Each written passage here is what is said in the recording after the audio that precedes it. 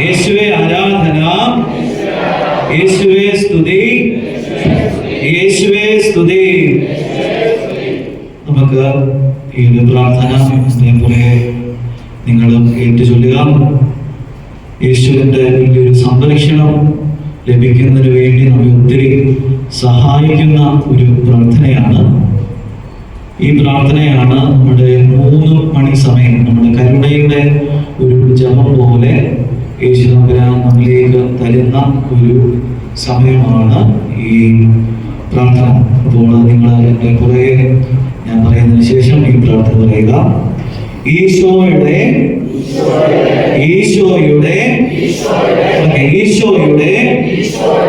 തിരുഹൃദയത്തിൽ നിന്ന്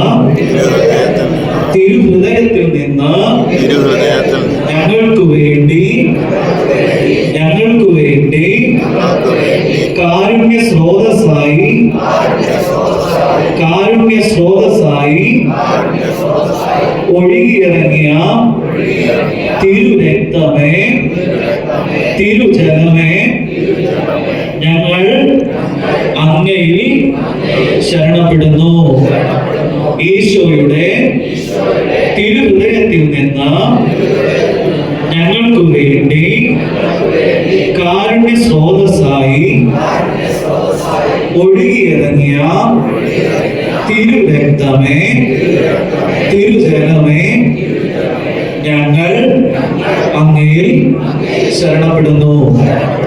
ഈശോയുടെ തിരുഹൃദയത്തിൽ നിന്ന് ഞങ്ങൾക്ക് വേണ്ടി കാരുണ്യ സ്രോതസ്സായി ഒഴുകിയിറങ്ങിയ തിരുരക്തമേ, തിരുജലമേ, ഞങ്ങൾ അങ്ങയിൽ ശരണപ്പെടുന്നു. പരിശുദ്ധ അമ്മയുടെ വലിയ മധ്യസ്ഥതയിൽ പ്രാർത്ഥിക്കാൻ. കൃപ നിറഞ്ഞ മറിയമേ, നിനക്ക് സമാധാനം.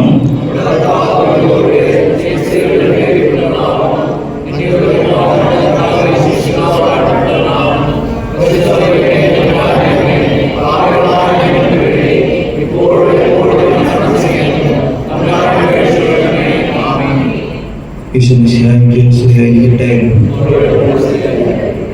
ഹല്ലേലൂയ, ഹല്ലേലൂയ, ഹല്ലേലൂയ.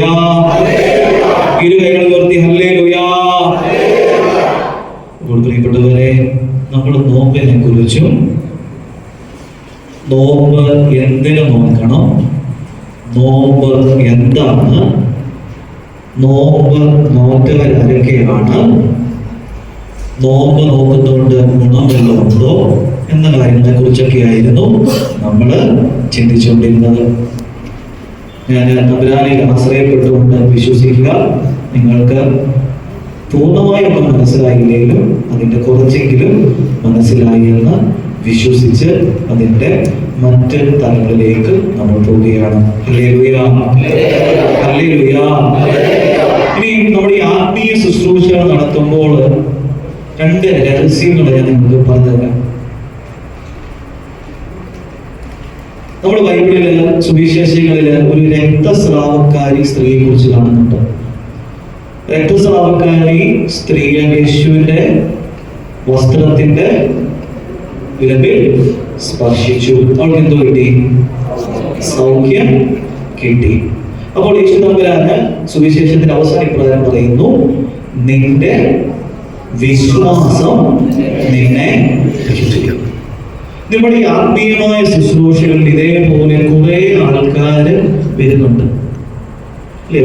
ആ സ്ത്രീയുടെ സമയത്ത് സ്ത്രീ മാത്രമായിരുന്നു ഉണ്ടായിരുന്നു, നല്ലൊരു ജനക്കൂട്ടം ഉണ്ടായിരുന്നു. അപ്പോൾ ക്രൗഡിൽ ഉണ്ടാവുമ്പോൾ ഒരാൾ മാത്രം പോയാണ് യേശുവിനെ സ്പർശിച്ചത്? എല്ലാവരും സ്പർശിച്ചു. സൗഖ്യം കിട്ടിയത് ആ രക്തസ്രാവക്കാരിക്കാണ്. അതുകൊണ്ടാണ് യേശു തമ്പുരാൻ എന്തോ പറയുന്നത്, നിന്റെ വിശ്വാസം നിന്നെ രക്ഷിച്ചിരിക്കുന്നത്. അതുകൊണ്ട് ഈ ആത്മീയ ശുശ്രൂഷയിൽ വലിയൊരു ടിപ്പാണ് ഞാൻ പറഞ്ഞിരുന്നത്. നിങ്ങളുടെ പ്രാർത്ഥനയും നിങ്ങളുടെ വിശ്വാസവുമാണ് ഈ പ്രാർത്ഥനകൾ നിങ്ങൾക്ക് അനുഗ്രഹപ്രദമാകുന്നത്. മനസ്സിലായോ? കാരണം നിങ്ങൾ എല്ലാവരും ഒരേപോലെ വചനം കേൾക്കുന്നത്. ഈ വചനം കേൾക്കുന്ന സമയത്ത് നിങ്ങൾക്ക് മനസ്സിലുണ്ടാകുന്ന ചിന്തകൾ പലതാണ്. ചിലർക്ക് വേണമെങ്കിൽ ചിന്തിക്കാം, ഡിവൈനിൽ നിന്ന് അച്ഛനെ വിളിച്ചതിന് നല്ലതായിരുന്നല്ലോ, വേണമെങ്കിൽ ചിന്തിക്കാം, വേണമെങ്കിൽ ചിന്തിക്കാം, ഇത് നമ്മുടെ ആ ലിയോച്ചൻ തന്നെയാണ്, വേണമെങ്കിൽ ചിന്തിക്കാം. അങ്ങനെ പല ചിന്തകൾ നമ്മൾ മനസ്സിലാക്കും. അപ്പൊ അതുകൊണ്ട് പരിശുദ്ധാത്മാവ് നമുക്കൊരു സൗഖ്യം തരണം. നമ്മുടെ വിശ്വാസം, നമ്മുടെ പ്രാർത്ഥനയുമാണ് നമുക്ക് സൗഖ്യം തരുന്നത്.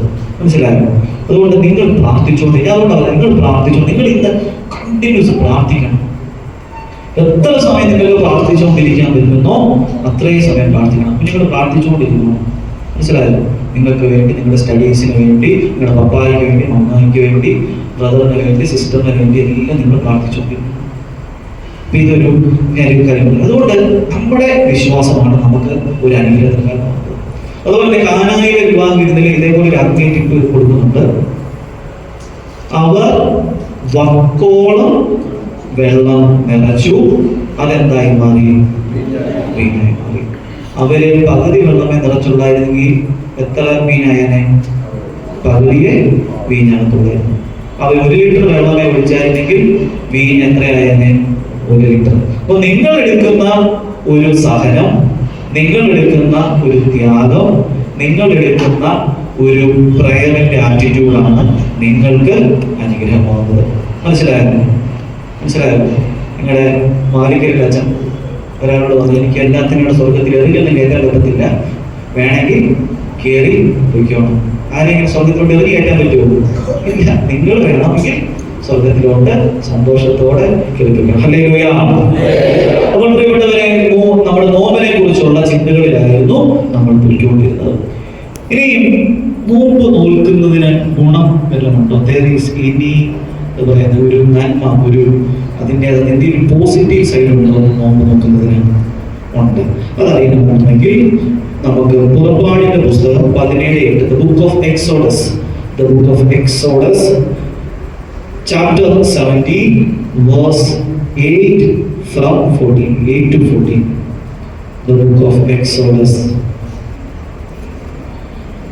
chapter 17, 17-ാം അധ്യായം, വാക്യം 8 മുതൽ 14 വരെയുള്ള വാക്യങ്ങൾ ഞാൻ നിങ്ങൾ വായിക്കുകയാണ്. നിങ്ങൾ എഴുതുക.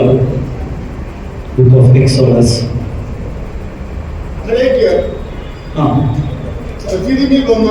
ഇസ്രായേൽക്കാരെ ആക്രമിച്ചു.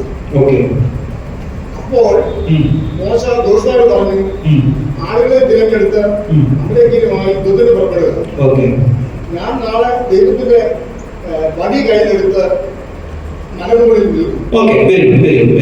അപ്പൊ നിങ്ങൾക്ക് സീൻ മനസ്സിലായോ? നിങ്ങൾ ഒരു വേർഡ് കേട്ട് കാണും. ഇംഗ്ലീഷിൽ എഴുതിയിരിക്കുന്നത്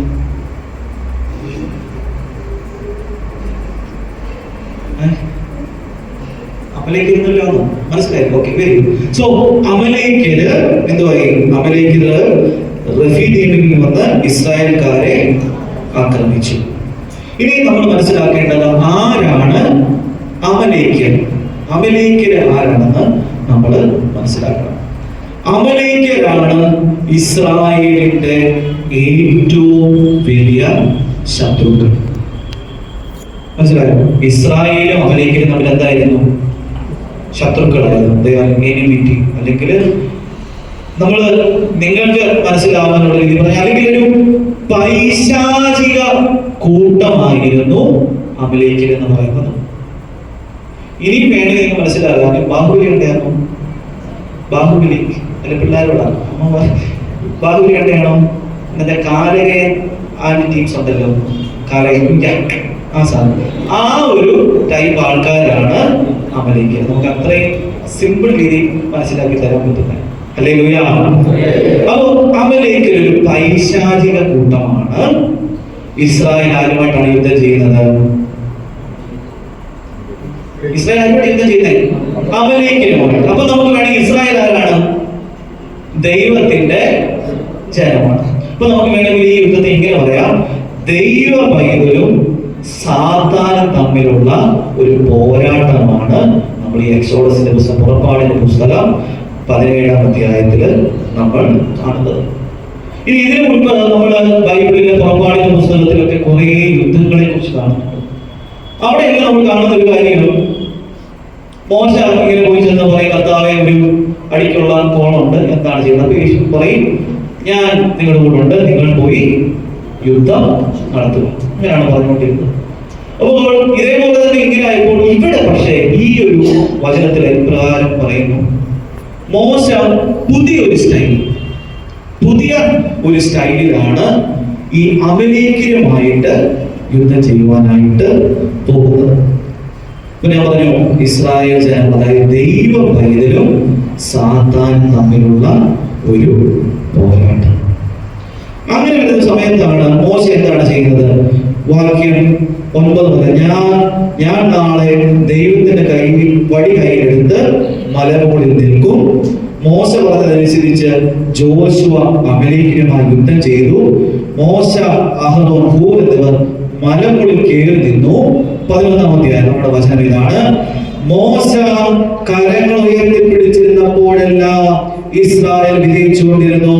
കരങ്ങൾ താഴ്ത്തിയപ്പോഴെല്ലാം അമലേക്യർക്കായിരുന്നു വിജയം.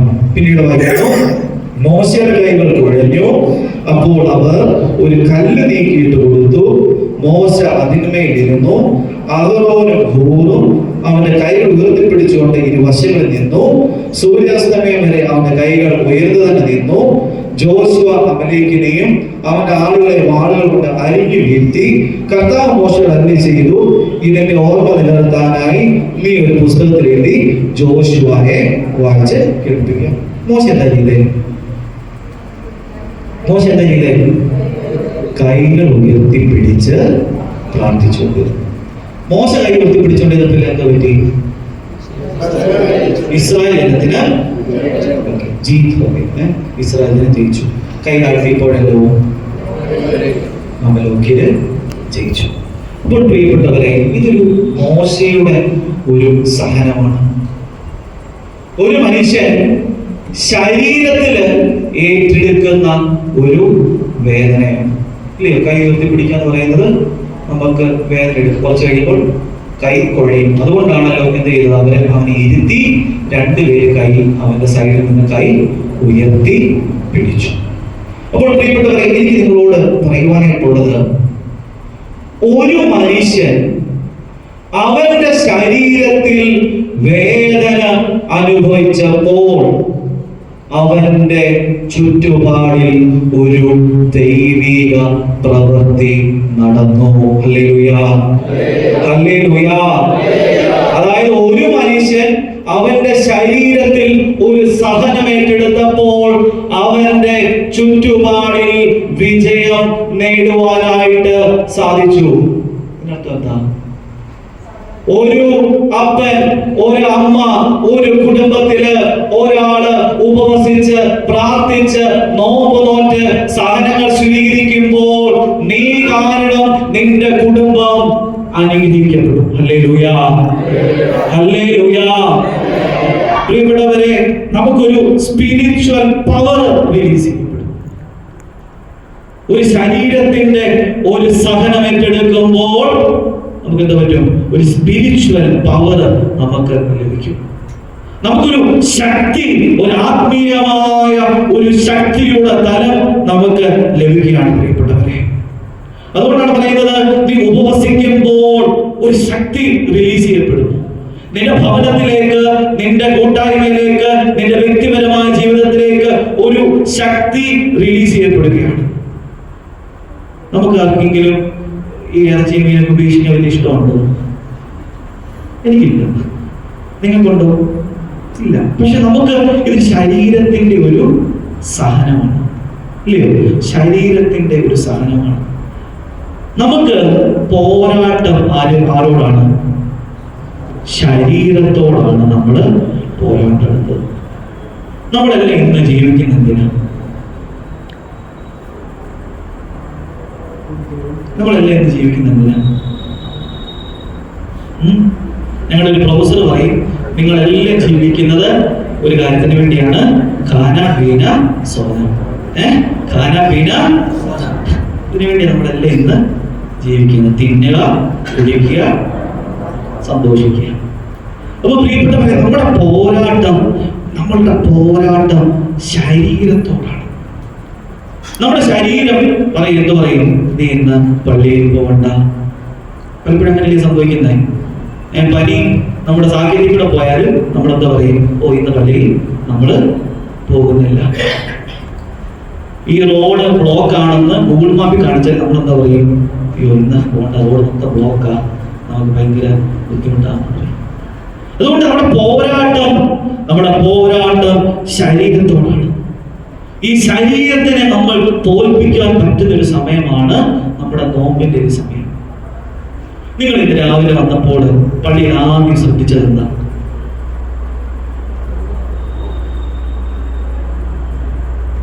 കസേര ഉണ്ടോന്നായിരിക്കും നിങ്ങൾ ആദ്യം ശ്രദ്ധിക്കാൻ സാധ്യത, അല്ലയോ? നമ്മൾ ഈ ഒരു സീറ്റ് നമുക്ക് ആദ്യം നമ്മൾ ഫിക്സ് ചെയ്യും.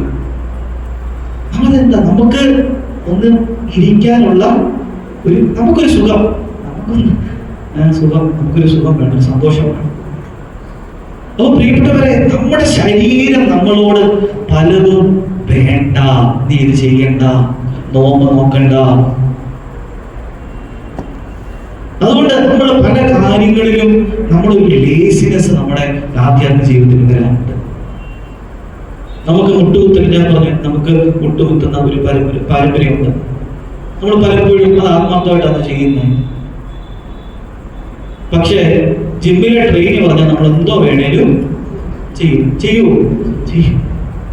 അപ്പൊ നമ്മുടെ ഒരു ശരീരം ആവശ്യപ്പെടുന്നത് കൂടുതൽ ചെയ്ത് തീർക്കുവാനാണ് നമുക്കൊരു തീക്ഷ്ണതയുള്ളത്. നമ്മുടെ ശരീരം ഇതാണ് ആവശ്യപ്പെടുന്നത്. എന്താ പറയുക, ഒരു പ്രഷർ എനിക്ക് കിട്ടുന്നതിന് വേണ്ടിയാണ് നമ്മൾ പലപ്പോഴും പല കാര്യങ്ങളും നമ്മൾ ചെയ്യുന്നത്.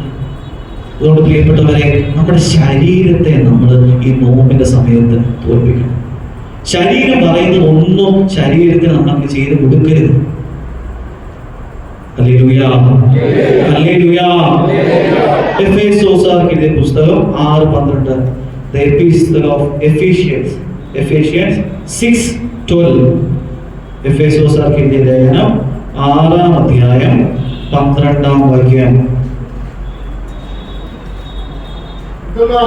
എന്തെന്നാൽ മാംസത്തിനും രക്തത്തിനും എതിരായിട്ടല്ല, പ്രഭുത്വങ്ങൾക്കും ആധിപത്യങ്ങൾക്കും ഈ അന്ധകാര ലോകത്തിന്റെ അധിപന്മാർക്കും സ്വകീടങ്ങളിൽ വർദ്ധിക്കുന്ന തിന്മയുടെ ദുരാത്മാക്കൾക്കെതിരായിട്ടുമാണ് പടവെട്ടുന്നത്. നിങ്ങൾ മാംസത്തിനും രക്തത്തിനും എതിരായിട്ടല്ല, സ്വർഗത്തിലെ അല്ലെങ്കിൽ നിങ്ങളുടെ ജീവനെ തകർക്കുവാനായിട്ട് സാധ്യത. അപ്പൊ നമ്മളെ അതിനെ പ്രേരിപ്പിക്കുന്നത് ഈ ശരീരം, നമ്മുടെ പോരാട്ടം അതിനോടാണ്. ഇനി അടുത്തത് വീണ്ടും, അതുകൊണ്ടാണ് ശരീരത്തിന്റെ ഒരു വിശുദ്ധിയെ കുറിച്ചൊക്കെ സഭ നമ്മളെ പഠിപ്പിക്കുന്നത്, നമ്മുടെ വചനം പഠിപ്പിക്കുന്നത്. 1 Corinthians 9:27, The first epistle of Corinthians 9:27. 1 Corinthians 9:27.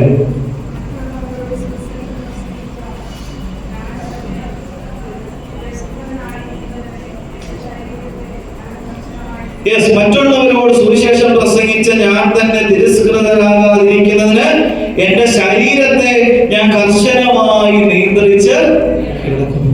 ശരീരത്തെ നമ്മൾ കിടക്കുന്നു. നമ്മുടെ ശരീരം പറയുന്നതെല്ലാം നമ്മൾ അനുസരിച്ച് കൊടുക്കരുത്. നമ്മുടെ ശരീരം പറയുന്നതെല്ലാം നമ്മൾ അനുസരിച്ച് കൊടുക്കരുത് പ്രിയപ്പെട്ടവരെ. പിന്നീട് പോകുമ്പോൾ 1 Thessalonians 1, 1 Thessalonica 4-5 വാക്യങ്ങൾ. 1 Thessalonica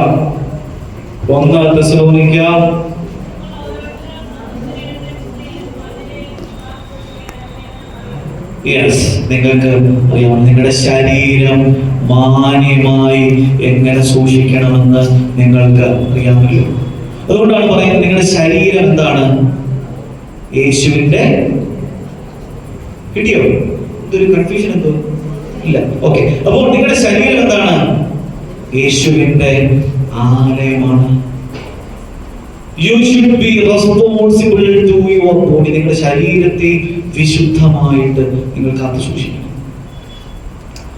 ശരീരം പറയുന്നതിന് ചിലതിനോട് നോ പറയാനായിട്ട് നമ്മൾ കെൽപ്പുള്ളവരാകണം. അതുകൊണ്ടാണ് പറയുന്നത് നമ്മൾ ഉറക്കെ പാടണം, നമ്മൾ പ്രാർത്ഥിക്കണം എന്നൊക്കെ പറയുന്നത്. അതിന്റെ അർത്ഥം എന്തുവാ? നമ്മുടെ ശരീരത്തെ നമ്മൾ സ്വതന്ത്രമായി യേശുവിന് വിട്ടുകൊടുക്കുന്നതാണ്. അതുകൊണ്ട് പ്രിയപ്പെട്ടവരെ, നമ്മുടെ പോരാട്ടം ഈ ശരീരത്തോടും ശരീരത്തിൽ ഉദ്ഭവിക്കുന്ന ഒരു സാത്താന്റെ പ്രവർത്തനങ്ങളോടുമാണ്. അതുകൊണ്ട് നമ്മൾ പോരാടണമെങ്കിൽ നമുക്ക് എന്തോ വേണം? പ്രായത്തിൽ അതിലോട്ട് വാ, കൈ ഉയർത്തി പ്രാർത്ഥിക്കണം.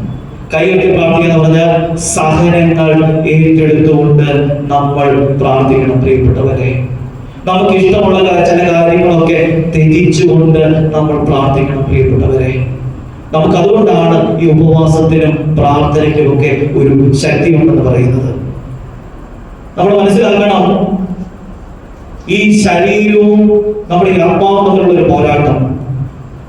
ഇത് തുടങ്ങിയത് ഇതൊന്നുമല്ല, ആദ്യത്തെ കഥയിലാണ്. From the first book itself, നമ്മുടെ ഉൽപ്പത്തിയുടെ പുസ്തകം മുതൽ ഈ ഒരു പോരാട്ടം തുടങ്ങിയതാണ്. കാരണം ശരീരം ചോദിച്ചത് കൊടുത്തപ്പോൾ, ശരീരം ചോദിച്ചത് കൊടുത്തപ്പോൾ തകർച്ച ആരംഭിച്ചെങ്കിൽ, ശരീരം ചോദിക്കുന്നത് കൊടുക്കാതിരിക്കുമ്പോൾ അവിടെ ഉയർച്ച ആരംഭിക്കും. ഹല്ലേലൂയ. ആദ്യ മാതാപിതാക്കൾ ഒരു ഫലത്തിന്റെ, ഒരു ഫ്രൂട്ടിന്റെ പുറകിൽ പോയി തകർന്നു പോയെങ്കിൽ, ആ ഫ്രൂട്ട് വേണ്ട എന്ന് പറയുന്ന സമയത്താണ് നിന്റെ ഉയർച്ച ആരംഭിക്കുക. Hallelujah, hallelujah. അതുകൊണ്ട് പ്രിയപ്പെട്ടവരെ, മോശ ഇവിടെ കൈകൾ ഉയർത്തി പിടിച്ച് പ്രാർത്ഥിച്ചു. മോശ എപ്പോഴൊക്കെ കൈകൾ ഉയർത്തിയോ ആ സമയമെല്ലാം ഇസ്രായേൽ ജനത്തിന് വിജയം മാത്രമാണെങ്കിൽ, നിങ്ങളുടെ കുടുംബങ്ങളില്, നിങ്ങളുടെ ജീവിതങ്ങളില് സഹനങ്ങൾ ഏറ്റെടുത്തുകൊണ്ട് നിങ്ങൾ പ്രാർത്ഥിക്കണം. പ്രിയപ്പെട്ടവരെ, സഹനത്തിന് ഒരു പവറുണ്ട്. നിങ്ങളുടെ ശരീരത്തിന്റെ സന്തോഷങ്ങൾക്ക് വേണ്ടി മാത്രം ജീവിക്കുന്നവരായിട്ട് നിങ്ങൾ മാറരുത്. ദൈവത്തിന്റെ രാജ്യ ശുശ്രൂഷയ്ക്കായി നിങ്ങളെയും നിങ്ങളുടെ ശരീരത്തെയും നിങ്ങളുടെ ആത്മാവിനെയും നിങ്ങൾ വിട്ടുകൊടുക്കണം. പ്രിയപ്പെട്ടവരെ, ഹല്ലേലൂയ, ഹല്ലേലൂയ. കാരണം നമ്മുടെ ശരീരം ചോദിക്കുന്നതെല്ലാം കൊടുക്കുമ്പോൾ നമ്മൾ വെറും ലൗകികരായിട്ട് മാത്രം മാറുകയാണ്. നമ്മൾ ആത്മീയരാണ്. മാമോദീസയുടെ ജലത്തിലൂടെ ആത്മീയ മക്കളായ നമ്മൾ ആത്മീയതയിൽ ജീവിക്കുവാനായിട്ട് ബാധ്യസ്ഥരാണ്. പ്രിയപ്പെട്ടവരെ, അതുകൊണ്ടാണ് നമ്മുടെ പുണ്യപിതാവ്, തന്നെ മാനവാന്യസ് പിതാവ് തന്റെ ശരീരത്തെയൊക്കെ ചാട്ടവാർ കൊണ്ടടിച്ച് പീഡിപ്പിച്ച് പ്രാർത്ഥിച്ച കഥകള് മാനവാന്യസ് പിതാവിനെ കുറിച്ചുള്ള പുസ്തകങ്ങളിലൊക്കെ ഉള്ളത്. അതുകൊണ്ടാണ് നമ്മുടെ അനേകം വിശുദ്ധരായ മനുഷ്യര് ഈ മെറ്റലിന്റെ പുറത്തൊക്കെ മുട്ടുകുത്തി നിന്ന് പ്രാർത്ഥിച്ച് സഹനങ്ങൾ ഏറ്റെടുത്തുകൊണ്ട് പ്രാർത്ഥിച്ചത്. ഒരു നേരത്തെ ഭക്ഷണം കഴിക്കാതിരിക്കുമ്പോൾ നിന്റെ ശരീരം വേദനിക്കുന്നുണ്ട്, മുറിപ്പെടുന്നുണ്ടെങ്കിൽ അത് നിനക്കും നിന്റെ കുടുംബത്തിനും അനുഗ്രഹമാണെന്ന് ഈ നോമ്പുകാലത്ത് നമ്മൾ വിശ്വസിക്കണം. പ്രിയപ്പെട്ടവരെ, കാരണം സഹനമില്ലാതെ രക്ഷയില്ല. Hallelujah, hallelujah. ഒരു ദുഃഖവെള്ളി ഉണ്ടേലേ ഒരു ഈസ്റ്റർ ഉണ്ടാകത്തുള്ളൂ. നമുക്ക് ഈസ്റ്റർ മാത്രം മതിയല്ല, ദുഃഖവെള്ളിയുടെ സഹനവും കഞ്ഞി കുടിച്ചാൽ മാത്രമേ ഈസ്റ്ററിന് പാരമ്പവും കോഴിക്കറിയും കഴിക്കാൻ പറ്റൂ.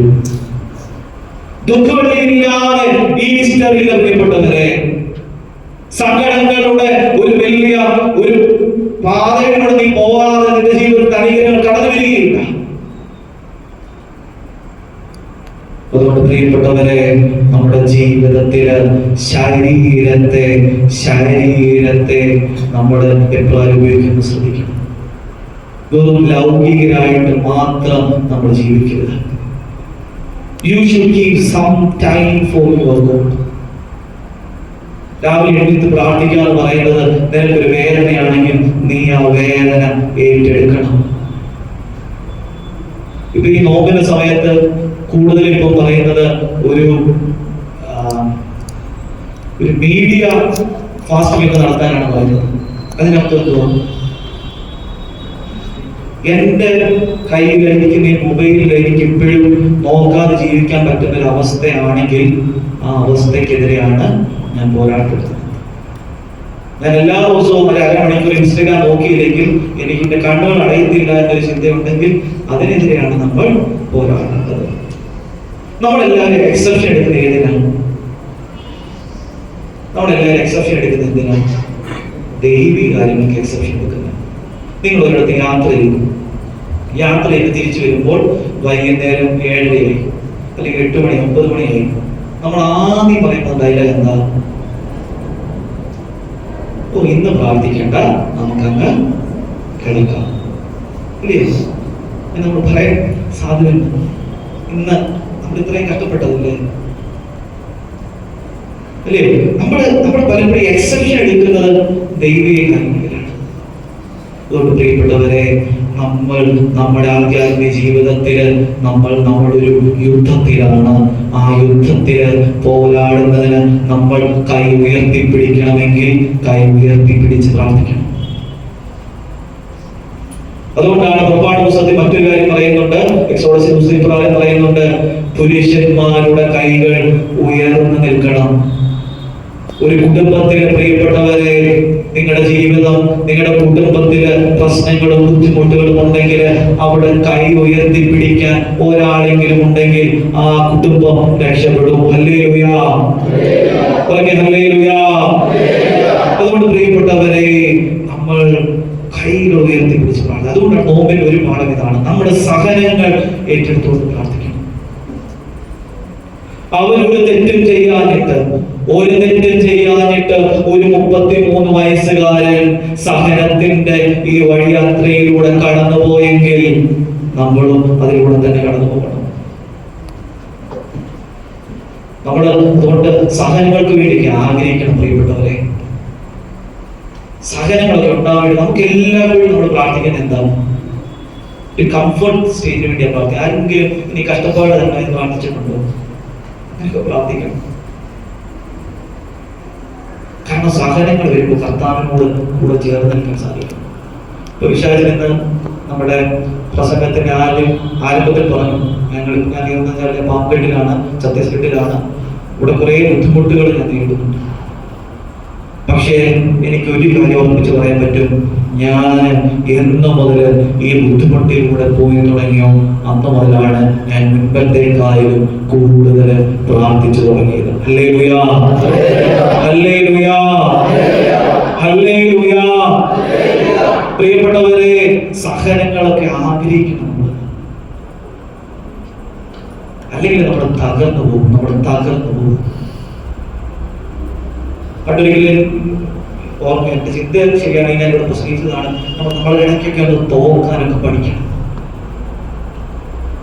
വിട്ടുകൊടുക്കാനൊക്കെ പഠിക്കണം. അല്ലെങ്കിൽ നമ്മൾ പലപ്പോഴും തകർന്നു പോകപ്പെട്ടവരെ. വിട്ടുകൊടുക്കാൻ എവിടെ സാധിക്കുന്നുണ്ടോ അവിടെയാണ് അനുഗ്രഹം ഉണ്ടാകുന്നത്. അതൊരു സഹനമാണ്. തോറ്റു കൊടുക്കുന്നതെന്ന് പറയുന്നത് ഒരു വലിയ സഹനമാണ്. You should be ready to sacrifice something. അപ്പോൾ പ്രിയപ്പെട്ടവരെ, ഈ എക്സോഡസ് പുറപ്പാട് പുസ്തകത്തിൽ നമ്മൾ പറഞ്ഞു വെച്ചതാണ്, ഒരു സമർപ്പണം അല്ലെങ്കിൽ മോശ കൈകൾ വിരിച്ച് പ്രാർത്ഥിച്ചതുപോലെ പ്രാർത്ഥിക്കുമ്പോൾ അനുഗ്രഹം ഉണ്ടാകും. ഹല്ലേലൂയാ, ഹല്ലേലൂയാ, ഹല്ലേലൂയാ. പ്രിയപ്പെട്ടവരെ, വീണ്ടും നമുക്ക് വേഗത്തിലേക്ക് നമുക്ക് പോകാൻ പറ്റുന്നതാണ്. ദാനിയേലിന്റെ പുസ്തകം 10-ാം അധ്യായം, The Book of Prophet Daniel. The Book of Prophet Daniel. ദാനിയേലിന്റെ പുസ്തകത്തിലേക്ക് വരിക. അവിടെ 10-ാം അധ്യായം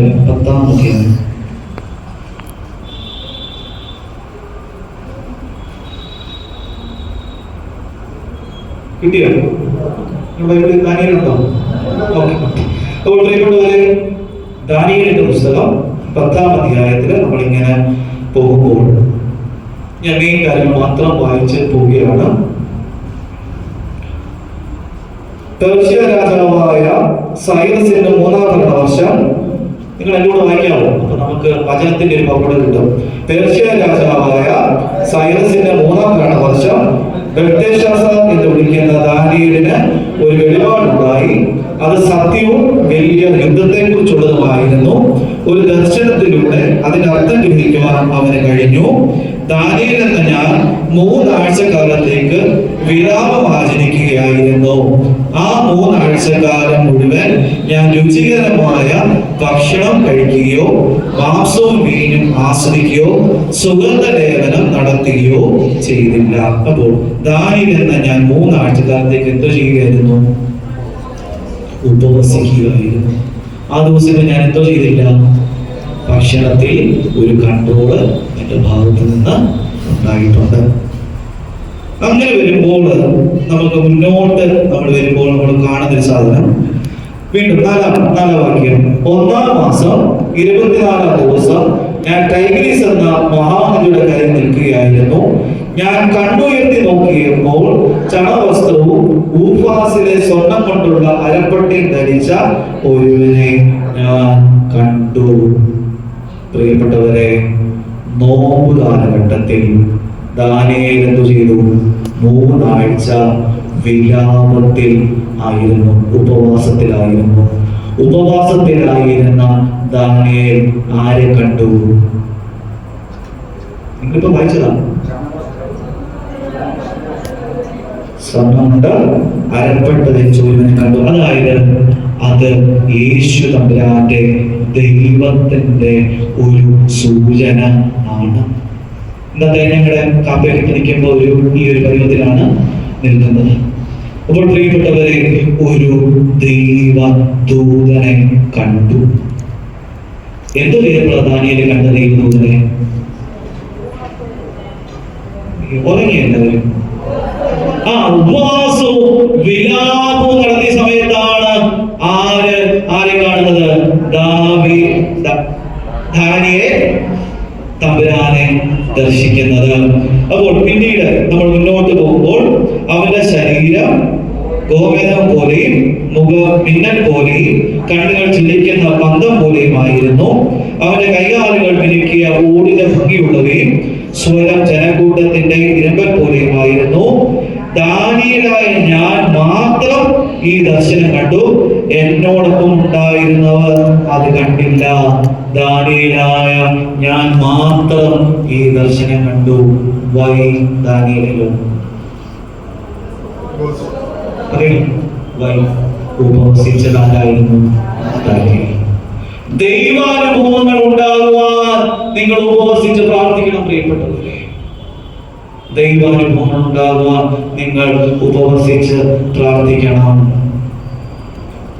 അവരുടെ സങ്കടങ്ങളുടെ സമയത്ത് അവൻ ഉപവസിച്ചു. ദൈവത്തെ അവൻ നേരിട്ട് കണ്ടു. ഞാൻ മാത്രം ദൈവത്തെ കണ്ടു എന്ന് ദാനിയേൽ പറയണമെന്നുണ്ടെങ്കിൽ അത് ഉപവാസത്തിന്റെ ഒരു വലിയ ശക്തിയാണ്. ഹല്ലേലൂയ, ഹല്ലേലൂയ, ഹല്ലേലൂയ. ഇനി 10-ാം വാക്യത്തിലേക്ക് നിങ്ങൾ പെട്ടെന്ന് പോകുന്നു. എന്നാൽ ഒരു കരം എന്നെ സ്പർശിച്ചു, അവൻ എന്നെ എഴുന്നേൽപ്പിച്ചു. നിന്റെ ജീവിതത്തിന്റെ തകർച്ചയുടെ അവസരങ്ങളിൽ നിന്ന് നിന്നെ ഉയർപ്പിക്കുന്ന ആത്മീയ ആയുധമാണ് എന്ത്? എന്തുവാ? ഉപവാസം. ഉറക്കെ നിങ്ങൾ കന്നിക്ക് വേണ്ടി ഇപ്പോഴെങ്കിലും ആഗ്രഹിക്കുന്നുണ്ടോ? ഇല്ല. അപ്പോൾ ഉറക്കെ പറ. അപ്പോൾ പ്രിയപ്പെട്ടവരെ, നമ്മുടെ വലിയൊരു ആത്മീയ ആയുധമാണ് ഉപവാസം.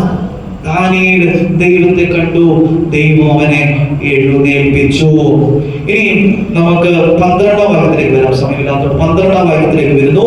അവൻ പറഞ്ഞു, ദാനിയേലേ, ഭയപ്പെടേണ്ട. ശരിയായി അറിയുന്നതിന് നീ നിന്റെ ദൈവത്തിന്റെ മുൻപിൽ നിന്നെ തന്നെ എളിമപ്പെടുത്താൻ തുടങ്ങിയ ദിവസം. അതായത് എളിമപ്പെടുത്താൻ തുടങ്ങിയ ദിവസം ഉപവാസത്തിന്റെ ദിവസം. മനസ്സിലായോ? അപ്പോൾ നിങ്ങൾ മനസ്സിലാകുന്നുണ്ടല്ലോ പ്രിയപ്പെട്ടവരെ. നീ നിന്നെ തന്നെ എളിമപ്പെടുത്താൻ തുടങ്ങിയ ദിവസം മുതൽ, നീ നിന്നെ തന്നെ എളിമപ്പെടുത്താൻ തുടങ്ങിയ ദിവസം മുതൽ നിന്റെ പ്രാർത്ഥന കേൾക്കപ്പെടണമെന്നുണ്ടെങ്കിൽ നീ വിലാപത്തിന്റെ ദിവസങ്ങളിലൂടെ പോകണം. Hallelujah, hallelujah. അടുത്ത വീണ്ടും വായിക്കുക. നിന്റെ പ്രാർത്ഥന നിമിത്തമാണ് ഞാനിപ്പോൾ വന്നിരിക്കുന്നത്. നിന്റെ വിലാപ സമയത്തുള്ള പ്രാർത്ഥന കൊണ്ട് മാത്രമാണ് ഞാനിപ്പോൾ വന്നിരിക്കുന്നത്. കുഞ്ഞുങ്ങളെ, നിങ്ങളുടെ വിലാപ സമയത്തുള്ള പ്രാർത്ഥനയിൽ നിങ്ങളെ താങ്ങി നിർത്താനായിട്ട് ഒരു യേശു തമ്പുരാൻ സ്വർഗത്തിൽ നിന്ന് എഴുന്നള്ളി വരും. ഹല്ലേലൂയാ, ഹല്ലേലൂയാ, ഹല്ലേലൂയാ. നിന്നെ താങ്ങി നിർത്താൻ നിന്റെ വേദനയുടെ നിമിഷങ്ങളില് ഒരു തമ്പുരാൻ നിന്റെ കൂടെ വരും. പ്രിയപ്പെട്ടവരെ, ഇങ്ങനെ തമ്പുരാന് അവന് സഹായമായിട്ട് ഒരാളെ കൊടുക്കുന്നുണ്ട്. ആ കൊടുക്കാനുള്ള ആളുടെ പേര് 13-ാം വാക്യത്തിൽ വായിച്ചിട്ട് പറ. ആരാ?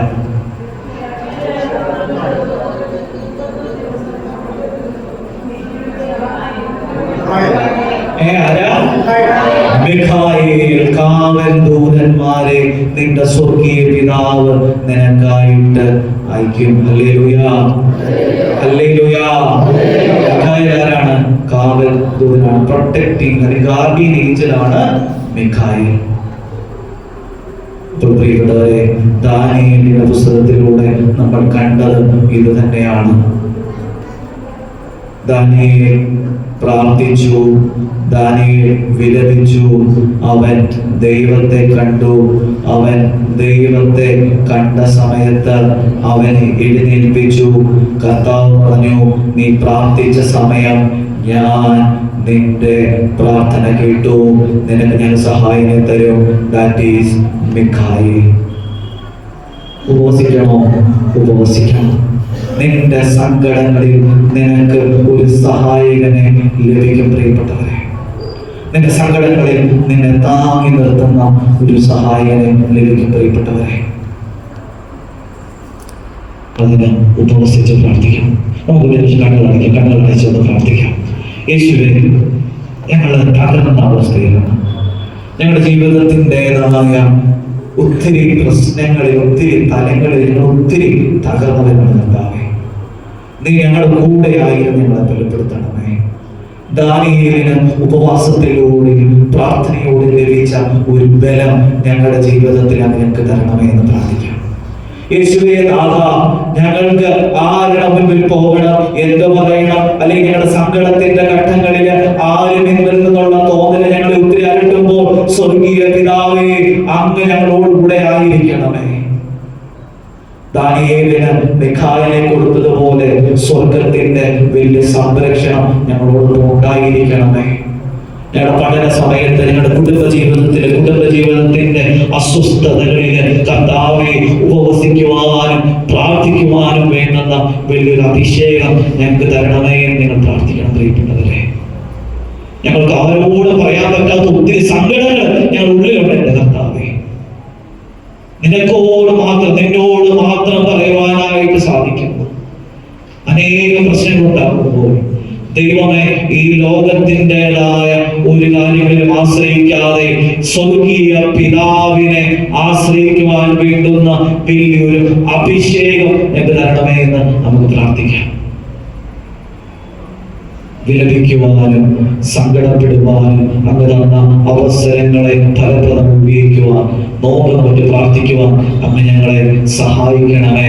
അവിടുന്ന് ഞങ്ങളുടെ കൂടെ ആയിരിക്കണമേ. ദാനിയേലിനുള്ളതുപോലെ ദൈവിക അനുഭവങ്ങൾ ഞങ്ങൾക്ക് തരണമേ എന്ന് നമുക്ക് പ്രാർത്ഥിക്കാം.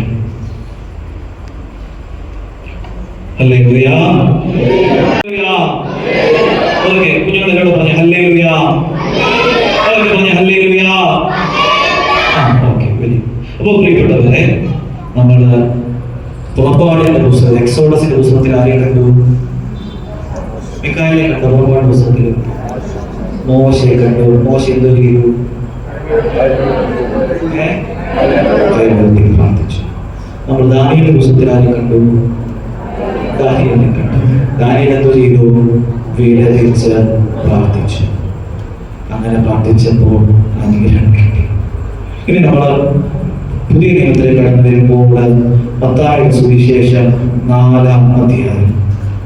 മത്തായിയുടെ സുവിശേഷം 4-ാം അധ്യായം അവിടെ നമ്മൾ കാണുന്നത് എന്താണ്?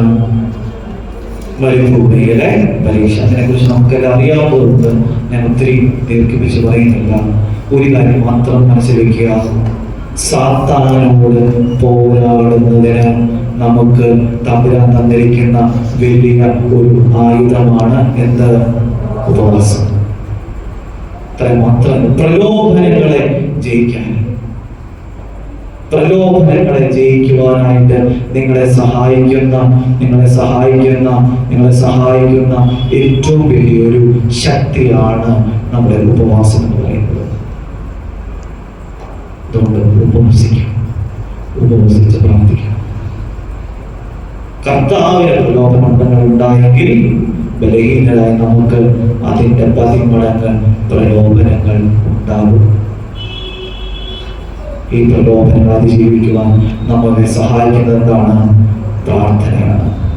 ഹല്ലേലൂയ, ഹല്ലേലൂയ, ഹല്ലേലൂയ പറയൂ, ഹല്ലേലൂയ.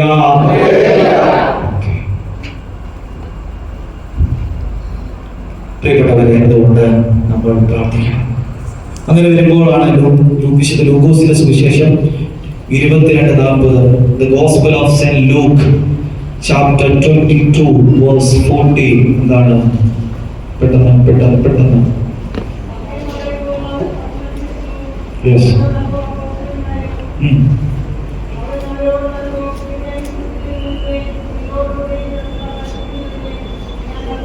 22:40 22 നമ്പർ, ലൂക്കോസ് 22:40. പറഞ്ഞു, നിങ്ങൾ പരീക്ഷയിൽ ഉൾപ്പെടുത്താതിരിക്കാൻ എന്താ വേണം? പ്രാർത്ഥിക്കണം. പ്രാർത്ഥനയുടെ മനുഷ്യരാകണം, ഉപവാസത്തിന്റെ മനുഷ്യരാകണം. പ്രലോഭനങ്ങളെ അതിജീവിക്കാൻ എന്ത് ചെയ്യണം? പ്രാർത്ഥിക്കണം. നമ്മുടെ പ്രാർത്ഥനയ്ക്ക് ഒത്തിരി ചുരുങ്ങുന്ന സമയമാണ്. ഒരു ദിവസം 24 മണിക്കൂറുണ്ടെങ്കിൽ കർത്താവിന് വേണ്ടി നമ്മൾ എത്ര സമയം ചെലവഴിക്കുന്നുണ്ടെന്ന് നിങ്ങൾ ചിന്തിക്കണം. കർത്താവിന് വേണ്ടി, എൻ്റെ കർത്താവിന് വേണ്ടി ഞാൻ എന്തൊക്കെ ത്യാഗങ്ങൾ ചെയ്യുന്നുണ്ടെന്ന് നിങ്ങൾ ചിന്തിക്കണം.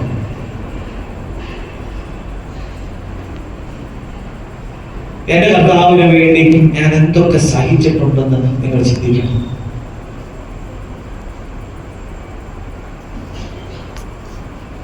സഹനങ്ങളിലെ ആനന്ദത്തെ നിങ്ങൾ മനസ്സിലാക്കണം പ്രിയപ്പെട്ടവരെ. സഹനങ്ങളിലെ ആനന്ദത്തെ നമുക്ക് മനസ്സിലാക്കണം. എന്റെ കർത്താവിന് കൊടുക്കേണ്ട സമയം നമ്മൾ കൊടുക്കണം പ്രിയപ്പെട്ടവരെ. കർത്താവിന് കൊടുക്കേണ്ട സമയം കൊടുക്കണം.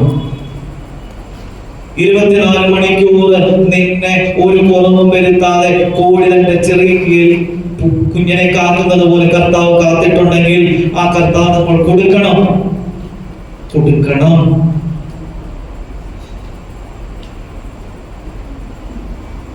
കർത്താവിന് സമയം കൊടുക്കുന്നവരായി മാറണം. അതാണ് ഉപവാസം എന്ന് പറയുന്നത്. കൂടെ വസിക്കുക. ഉപവാസത്തിന് എന്ന് പറഞ്ഞാൽ എന്താണ്? കൂടെ വാസം, വസിക്കാൻ. കൂടെ വസിക്കണം പ്രിയപ്പെട്ടവരെ. കൂടെ വസിക്കണം. കർത്താവിനെ വിട്ടുപിരിയാത്ത ഒരു ജീവിതം നിങ്ങൾക്കുണ്ടായിരിക്കണം. കർത്താവിനെ വിട്ടുപിരിയരുത്. എന്റെ കർത്താവിനെ വിട്ടുപിരിയാത്ത ഒരു ജീവിതം നിങ്ങൾക്ക് ഉണ്ടായിരിക്കണം എന്റെ പ്രിയപ്പെട്ട മക്കളെ. യേശു തമ്പുരാൻ കാണിച്ചു തന്നതും ഇത് തന്നെയാണ്. വിട്ടുപിരിയാത്ത ഒരു ബന്ധം അവനവന്റെ പിതാവുമായി ഉണ്ടായിരുന്നു. വെളിപാടിന്റെ പുസ്തകത്തില് ഇപ്രകാരം നമ്മൾ കാണുന്നുണ്ട്. 4-ാം അധ്യായത്തിൽ കാണുന്നുണ്ട്. കർത്താവ് പറയുന്നുണ്ട്, നിനക്ക് ആദ്യം ഉണ്ടായിരുന്ന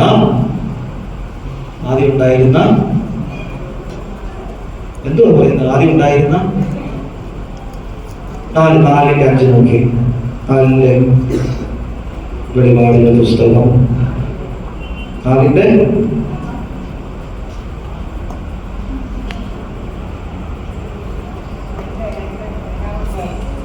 2:4 എങ്കിലും നിനക്കെതിരെ എനിക്കൊന്ന് പറയാനുണ്ട്, നിനക്ക് ആദ്യമുണ്ടായിരുന്ന സ്നേഹം നീ കൈവിടിഞ്ഞു. നിനക്ക് ആദ്യമുണ്ടായിരുന്ന ഒരു സ്നേഹം നീ കൈവിടിഞ്ഞു. ഓർത്തോണം പ്രിയപ്പെട്ടവനെ, മകളെ, നിനക്ക് ആദ്യമുണ്ടായിരുന്ന ഒരു സ്നേഹം കർത്താവിനോട് ഇപ്പോഴുണ്ടോ? ഈ നോമ്പ് സമയം ഈ നഷ്ടപ്പെട്ട സ്നേഹബന്ധത്തെ തിരിച്ചു പിടിക്കാനുള്ള സമയമാണ്. നഷ്ടപ്പെട്ട റീകളക്റ്റിംഗ് ദ ഐഡന്റിറ്റി, നിങ്ങളുടെ ഒരു റീകളക്ട് ചെയ്യുക, നിങ്ങൾ വീണ്ടും തിരിച്ചു പിടിക്കുക. കർത്താവിനോടുള്ള സ്നേഹം തിരിച്ചു പിടിക്കാനുള്ള ഒരു അവസരമാണ് ഈ നോമ്പിന്റെ സമയം എന്ന് പറയുന്നത്. ഹല്ലേലൂയാ, ഹല്ലേലൂയാ. നിങ്ങൾക്കൊരു ഐഡന്റിറ്റി ഉണ്ട്. എന്താണ് നിങ്ങളുടെ identity? What is your identity? If somebody asks you, what is your identity?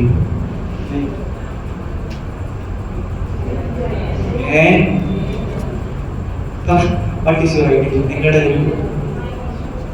my nation is my അതൊരു തലം. As a Christian, what is your identity?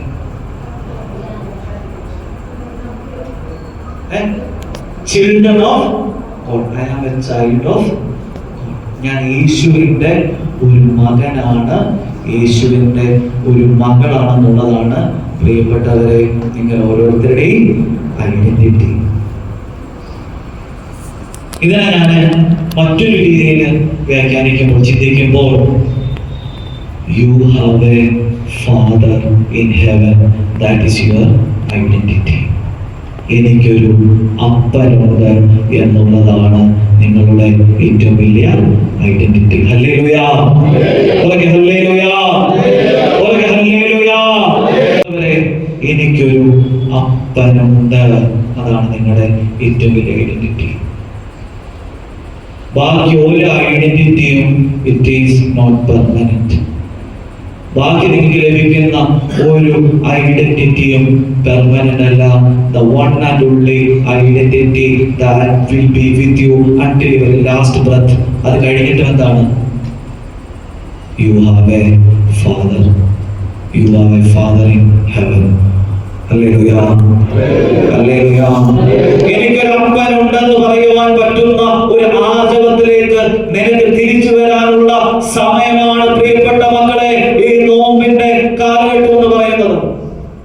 നഷ്ടപ്പെട്ടു പോയ ബന്ധങ്ങളെ തിരിച്ചു പിടിക്കുവാനുള്ള സമയമാണ് ഈ നോമ്പിന്റെ സമയം എന്ന് പറയുന്നത്. എനിക്ക് നിന്നോടൊരു പരാതിയുണ്ട്, ഒരു പരിഭവമുണ്ട്. നിനക്ക് എന്നോടുണ്ടായിരുന്ന ആദ്യത്തെ സ്നേഹമില്ലെന്ന് പറഞ്ഞ കർത്താവിന്റെ സന്നിധിയിലേക്ക് തിരികെ വരാനുള്ള ഒരു സമയമാണ് ഈ നോമ്പിന്റെ സമയം എന്ന് പറയുന്നത്. പ്രിയപ്പെട്ടവരെ, you have to come back. You have to come back. അതുകൊണ്ട് നിങ്ങൾ ചിന്തിക്കണം, ഈ നോമ്പ് സമയം നമ്മളൊരു അതിന് റിക്കളക്ഷൻ എന്നൊക്കെ പറഞ്ഞാൽ തോന്നുന്നു. കളക്ഷൻ, പൈസയുടെ കളക്ഷന്റെ കാര്യമാണ് പറയുന്നത്. നോമ്പ് സമയമാണ്, നല്ലപോലെ പൈസ കളക്ട് സമയം. അങ്ങനെ അല്ല, recollection. You have to think about your life. ഞാൻ എന്റെ കർത്താവിന് കഴിഞ്ഞ ഉയർപ്പ് മുതൽ ഈ ഒരു ഉയർപ്പിന്റെ സമയം ഞാൻ എന്റെ കർത്താവിന് എത്ര സമയം കൊടുത്തു? ഞാൻ എത്ര ദിവസം എന്റെ സന്ധ്യാപ്രാർത്ഥനകൾ ഉണക്കിയിട്ടുണ്ട്? ഞാൻ എത്ര ദിവസം ജപമാലകൾ, ഞാൻ എത്ര ദിവസം ബൈബിൾ വായിക്കാറുണ്ട്, അല്ലെങ്കിൽ ബൈബിൾ വായിച്ചു? ഞാൻ എന്റെ കുഞ്ഞുങ്ങളെ ദൈവത്തിനോട് ചേർത്താണ് വളർത്തിയത്. It is a time of reflection. നിങ്ങളുടെ ലോസ്റ്റ് ഐഡന്റിറ്റിയെ തിരിച്ചു പിടിക്കാനുള്ള ഒരു സമയമാണ് പ്രിയപ്പെട്ടവരെ ഈ നോമ്പിന്റെ സമയം എന്ന് പറയുന്നത്. യേശു തമ്പുരാന് ഈ ഒരു ബന്ധം ഉണ്ടായിരുന്നു. അതുകൊണ്ടാണ് യേശു തമ്പുരാന് ഈ അപ്പ എന്നുള്ള ഒരു തോന്നലും സ്ഥിരം ഉണ്ടായിരുന്നു. എന്താണ് യേശു തമ്പുരാന്റെ ഫസ്റ്റ് ഡയലോഗ്? യേശു തമ്പുരാന്റെ ജീവിതത്തിൽ ആദ്യത്തെ യേശു അവന്റെ ആദരങ്ങളോട് സംസാരിച്ച ഫസ്റ്റ് ഡയലോഗ് എന്തുവായിരുന്നു അറിയാവോ? ഇല്ല, വിശുദ്ധ ലൂക്കോസിന്റെ സുവിശേഷം 2-ാം അധ്യായം 49. വിശുദ്ധ ലൂക്കോസ് 2:49.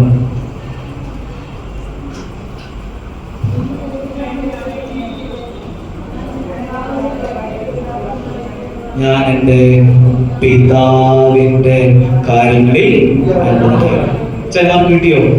ഞാൻ എൻ്റെ പിതാവിൻ്റെ കാര്യങ്ങളിൽ വ്യാപൃതനായിരിക്കേണ്ടതാണ്. മക്കളെ, നിങ്ങൾ ആരെങ്കിലും ഇംഗ്ലീഷിൽ വായിച്ചു Lucas Gospel of Luke, chapter 2:49.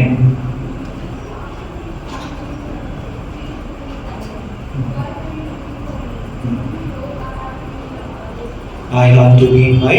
യേശുവിന്റെ അവസാന ഡയലോഗ് വരുന്നു. അതറിയണമെങ്കിൽ വിശുദ്ധ ലൂക്കോസിന്റെ സുവിശേഷം 23:46 വിശുദ്ധ Gospel of Luke, chapter 23, verse 46. Verse 46. യേശു ഉച്ചത്തിൽ നിലവിളിച്ചു പറഞ്ഞു. എന്ത് പറഞ്ഞു? പിതാവേ, അങ്ങയുടെ കരങ്ങളിൽ എന്റെ ആത്മാവിനെ ഞാൻ സമർപ്പിക്കുന്നു. പിതാവേ, the very last dialogue of Jesus. First dialogue ജീസസിന് എന്തുകൊണ്ടായിരുന്നു? ഞാൻ എൻ്റെ പിതാവിന്റെ കാര്യങ്ങളിൽ വ്യാപൃതനായിരിക്കും. യേശുവിന്റെ ലാസ്റ്റ് ഡയലോഗിലാണുണ്ടായിരുന്നു, പിതാവേ, ഞാൻ എൻ്റെ ആത്മാവിനെ നിന്റെ കരങ്ങളിൽ സമർപ്പിക്കും. യേശുവിന്റെ ജീവിതത്തിന്റെ ആദ്യം മുതൽ യേശുവിന്റെ ജീവിതത്തിന്റെ അവസാന സമയം വരെ അവൻ അവന്റെ അപ്പനെ കുറിച്ചുള്ള ചിന്തയിലായിരുന്നു. ഹല്ലേലൂയാ, ഹല്ലേലൂയാ. അതായിരുന്നു അവന്റെ ശക്തി. ഇതിന് ഇടയിൽ 1000 പ്രാവശ്യം അവൻ പറഞ്ഞിട്ടുണ്ട്, അബ്ബാ അബ്ബാ അബ്ബാ. അവൻ പറഞ്ഞിട്ടുണ്ട്, പ്രിയപ്പെട്ടവരെ, അവൻ പറഞ്ഞിട്ടുണ്ട്, നീയാണ്. ബൈബിൾ വേറെ പണ്ഡിതന്മാരിൽ പ്രകാരമാണ് പറഞ്ഞു വെക്കുന്നത്, യേശു തമ്പുരാൻ ബൈബിളില് ഏറ്റവും കൂടുതൽ പ്രാവശ്യം ഉപയോഗിച്ചിരിക്കുന്ന ഒരു പദമാണ് ഫാദർ, അബ്ബ എന്നുള്ളത്. U have a father. പ്രിയപ്പെട്ടവരെ, നിങ്ങളുടെ ഏറ്റവും വലിയ ഒരു ബലം എന്ന് പറയുന്നത് ഐ ഹാവ് എ ഫാദർ. ജീവിതത്തിന്റെ സങ്കടങ്ങളുടെ വലിയ ഒരു ആർത്തിരവൽ പോലെ, ഒരു കടൽക്ഷോഭം പോലെ നിന്റെ ജീവിതത്തിലേക്ക് കടന്നു വരുമ്പോഴും നീ ചങ്കുറ്റത്തോട് പറയണം. എന്ത് പറയണം? ഉണ്ടായിരിക്കണം, ഐ ഹാവ് എ ഫാദർ. എനിക്കൊരു അപ്പനുണ്ട്, എനിക്കൊരു അപ്പനുണ്ട്. മക്കൾ എന്തോ പറയണം? പറയണം, ഐ ഹാവ് എ ഫാദർ. എനിക്കൊരു അപ്പൻ ഉണ്ട്. പ്രിയപ്പെട്ടവരെ, എൻ്റെ മിഷനിൽ ഞാൻ കണ്ട കുറേ ജീവിതങ്ങളുണ്ട്. അവര് 2017 മാത്രമാണ് യേശുവിനെ അതിന് തുടങ്ങിയത്. 2017 യേശുവിനെ അതിന് തുടങ്ങിയ ഒരു മിഷനിലാണ് ഞാനിപ്പോൾ ശുശ്രൂഷിക്കുന്നത്. അതിനു മുൻപ് അവർ ജീവിച്ചിരുന്ന ഒരു സാഹചര്യം മന്ത്രവാദത്തിന്റെ കൂടാത്രത്തിന്റെ ഒരു വലിയൊരു ലോകത്തിലാണ് അവർ ജീവിച്ചുകൊണ്ടിരുന്നത്. പക്ഷേ യേശുവിനെ അതിന് ആ നിമിഷം മുതൽ അവർ യേശുവിനെ കൈവിട്ടിട്ടില്ല.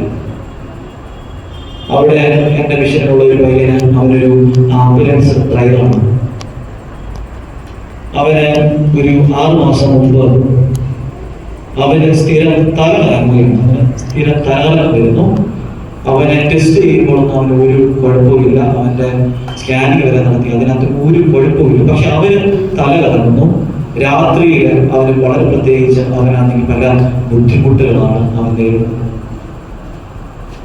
അപ്പോ നമുക്കറിയാവുന്ന ആ നാടിൻ്റെതായ സാഹചര്യങ്ങൾ അവനോട് പറഞ്ഞു, നീ പ്രാർത്ഥിച്ചിട്ട് ശരിയാവുന്നില്ലെങ്കിൽ നമുക്ക് ഒരു മന്ത്രവാദിയെ പോയി ചെന്ന് കാണും. കാരണം ആ നാടിന്റെ സിസ്റ്റം അങ്ങനെ, നമ്മളെ ഇരിക്കുന്നില്ലെങ്കിൽ ഉടനെ അവിടെ പോകും. അങ്ങനെ അവൻ പോകാനായിട്ടൊക്കെ അവനോട് ബാക്കി എല്ലാവരും, അവന്റെ മാതാപിതാക്കന്മാർ ഉൾപ്പെടെ പറഞ്ഞു, ഇതിൽ രക്ഷയില്ലെങ്കിൽ നിനക്ക് അവിടെ പോകാം. പക്ഷേ അവൻ പറഞ്ഞു, ഐ ഹാവ് എ ഫാദർ. എനിക്കൊരു അപ്പനുണ്ട്. ഞാൻ മാമോദിസ സ്വീകരിച്ചതാണ്. ഞാൻ പോവുകയില്ല. സൗഖ്യം തരുന്നെങ്കിൽ അവൻ തരട്ടെ. ഹല്ലേലൂയാ, ഹല്ലേലൂയാ, ഹല്ലേലൂയാ. അതുപോലെ തന്നെ വേറെ ഒരാള് എന്റെ മിഷനിലുള്ളതാണ്. മധു ദേവി എന്നാണ് പേര്. മധു എന്നാണ് ഞങ്ങൾ വിളിക്കുന്നത്. പുള്ളിക്കാരി പ്രഗ്നന്റ് ആയ സമയത്ത് ഇവർക്ക് ഡേറ്റ് മാറിപ്പോയി. ഇവരുടെ മനസ്സിലെ ചിന്ത അനുസരിച്ച് കുഞ്ഞിന് ജനിക്കാൻ ഇനി 2 മാസത്തെ സാവകാശം കൊടുക്കും. പക്ഷെ ആക്ച്വലി അത് 9 മാസം 10 മാസം ആയിരുന്നു. അപ്പോൾ വയറ്റിലെ കുഞ്ഞ് നിങ്ങൾക്കറിയാം, മലന്ന് കിടക്കുമോ വെള്ളം കുടിക്കുമോ എന്നൊക്കെ ഏതാണ്ടൊക്കെ പരിപാടി ചെയ്ത് ഭയങ്കര കോംപ്ലിക്കേറ്റഡ് ആയി. പക്ഷെ അവര് ചിന്തിച്ചു, പേടിക്കേണ്ട, ഇനി എത്ര മാസം ഉണ്ട്? 2 മാസം കൂടെ ഉണ്ട്. അപ്പോൾ നമ്മുടെ സിസ്റ്റേഴ്സിനെ കണ്ടപ്പോൾ മനസ്സിലായി ഇത് റിസ്ക് ഉണ്ട് എന്തോ കാര്യം. കാരണം പുള്ളിക്കാരിക്ക് അതിവേദനയാണ്, പുള്ളിക്കാരി ഇങ്ങനെ കരയുകയാണ്. അപ്പോൾ സിസ്റ്റർമാർ നിർബന്ധിച്ച് പറഞ്ഞു, നിങ്ങൾ എത്രയോ ആശുപത്രിയിൽ കൊണ്ടുപോകാൻ ആശുപത്രിയിൽ കൊണ്ടുപോയി. ആശുപത്രിയിൽ കൊണ്ടുപോയ സമയത്തൊക്കെ കൂടെ നമുക്കറിയാം മിഷനിലായതുകൊണ്ട് ഞങ്ങളും ഇങ്ങനെ പുള്ളിക്കാരുടെ കൂടെ പോയി. അപ്പൊ ആ സമയത്ത് പറഞ്ഞു, പേടിക്കണ്ട, നമുക്ക് കൂടെ കർത്താവുണ്ട് എന്നൊക്കെ പറഞ്ഞു. അങ്ങനെ പറഞ്ഞ് കുറച്ച് കഴിയുമ്പോഴേക്ക് ഞാൻ വീണ്ടും പുള്ളിക്കാരിയെ കാണുവാനായിട്ട് ഹോസ്പിറ്റലിൽ പോയ സമയത്ത് എന്റെ മനസ്സിലൊരു ആകുലത. കാരണം ഡോക്ടേഴ്സ് പറഞ്ഞത് there is no hope. ഒന്നെങ്കിൽ കാരണം നിങ്ങൾക്കറിയാവുന്ന പോലെ ഒരിക്കലും ഒത്തിരി കുഞ്ഞെ വളർന്നു കഴിഞ്ഞാൽ അല്ലെങ്കിൽ കുഞ്ഞിനെ വളർച്ച വന്നാൽ അമ്മയ്ക്കും കുഞ്ഞിനും അത് വേണം. പറഞ്ഞു ഒന്നെങ്കിൽ അമ്മ അല്ലെങ്കിൽ കുഞ്ഞ് ആ ഒരു രീതിയിലാണ് നമ്മൾ.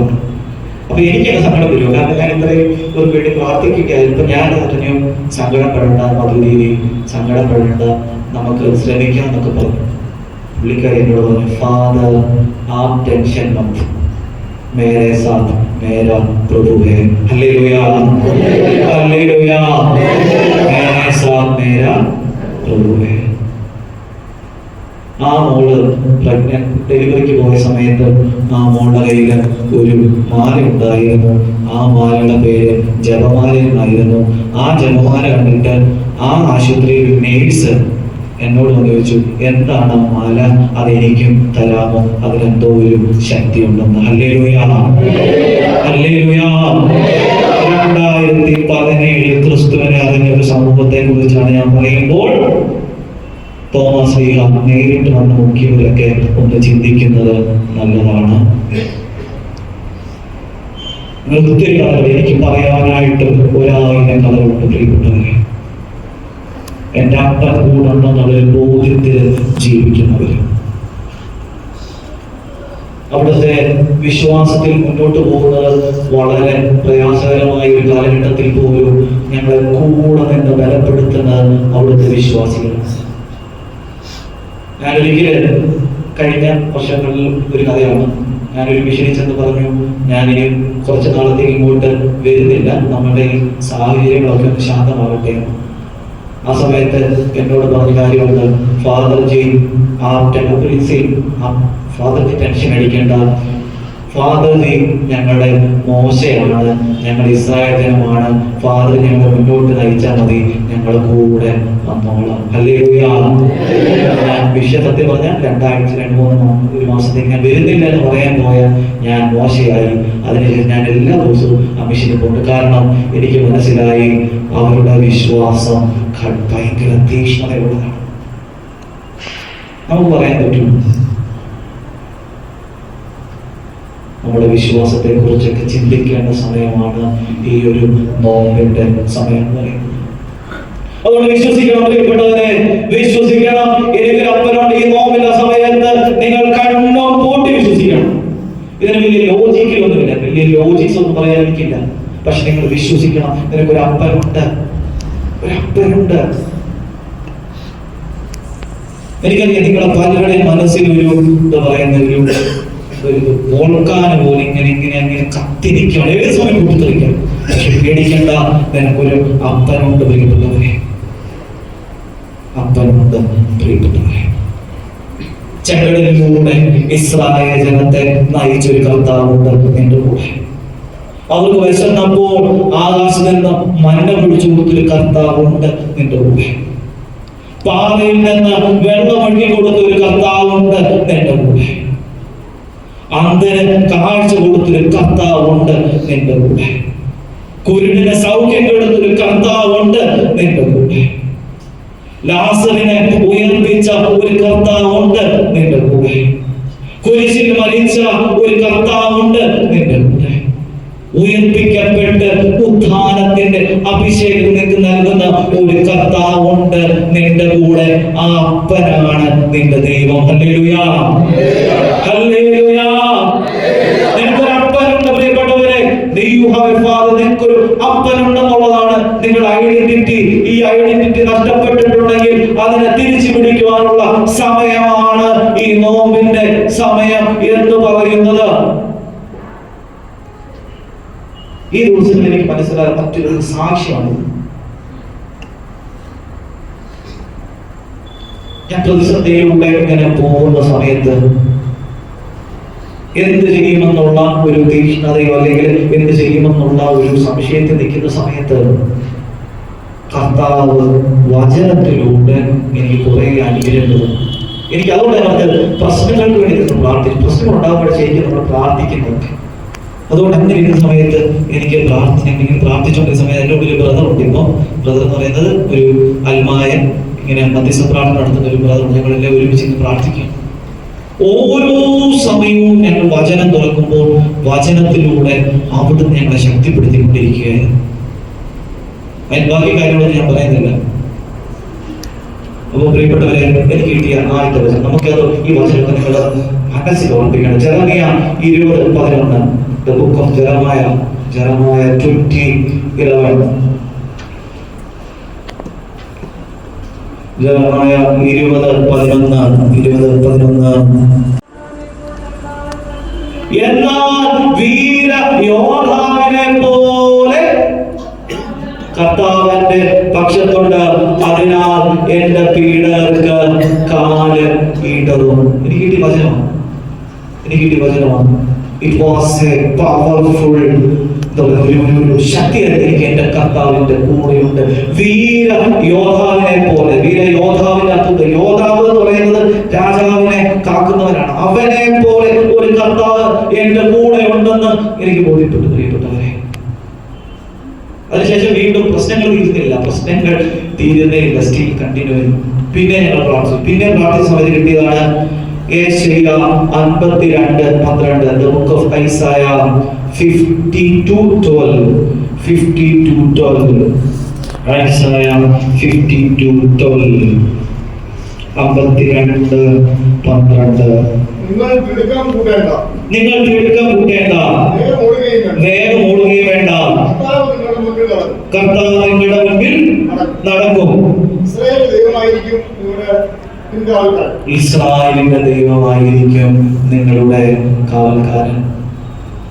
പട്ടിയായി വചനം വായിച്ചു പോകണം. പക്ഷെ നമുക്കൊരു സാധനം വരുമ്പോഴാണ് ഇതിന്റെ ഒരു പവർ മനസ്സിലാകുന്നത്. എനിക്ക് കർത്താവ് എന്ന വചനമാണ്. കർത്താവ് നിങ്ങളുടെ മുമ്പിൽ നടക്കും. ഇസ്രായേൽ ദൈവമായിരിക്കും നിന്റെ പിൻ കാവൽക്കാരൻ. നമുക്ക് ദൈവത്തിനേറ്റ് പറയാം. കർത്താവ് കുഞ്ഞുങ്ങളെല്ലാവരും, കർത്താവ് നിങ്ങളുടെ മുമ്പിൽ നടക്കും. ഇസ്രായേലിന്റെ ദൈവമായിരിക്കും നിങ്ങളുടെ പിൻകാവൽക്കാരൻ. വചനമാണ്. പിന്നീട് വീണ്ടും പ്രശ്നങ്ങൾ നോട്ട് സോൾവിംഗ്. പിന്നെ പ്രഭാഷകന്റെ പുസ്തകം, പ്രഭാഷകന്റെ പുസ്തകം 25:7.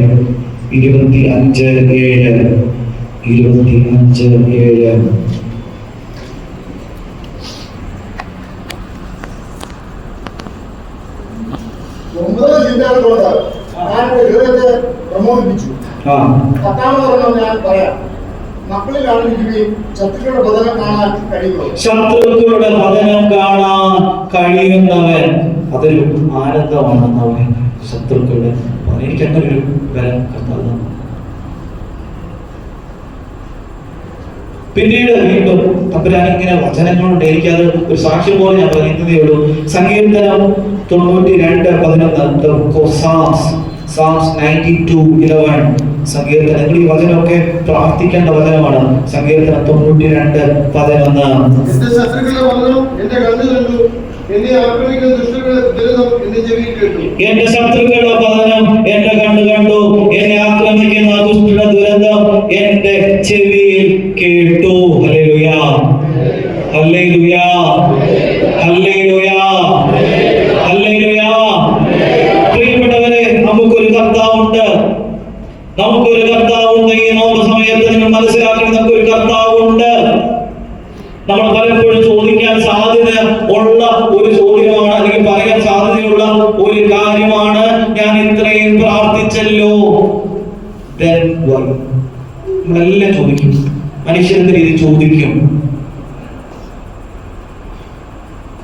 നിങ്ങൾ ചോദിച്ചിട്ടില്ലേ? ഞാൻ ചോദിച്ചിട്ടുണ്ട്, why this is happening to me? എന്തുകൊണ്ട് ഇത് സംഭവിക്കുന്നു? പക്ഷെ പ്രിയപ്പെട്ടവരെ, ഞാൻ സ്ഥിരം പറയുന്നത് പോലെ വചനത്തിൽ വിശ്വസിക്കുക. ജെറമ്യ 29:11 എന്താണ്?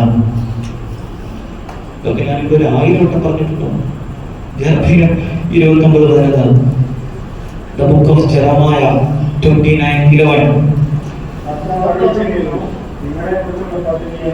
നിങ്ങളെ കുറിച്ചുള്ള ഒരു പദ്ധതി എന്റെ മനസ്സിലുണ്ട്.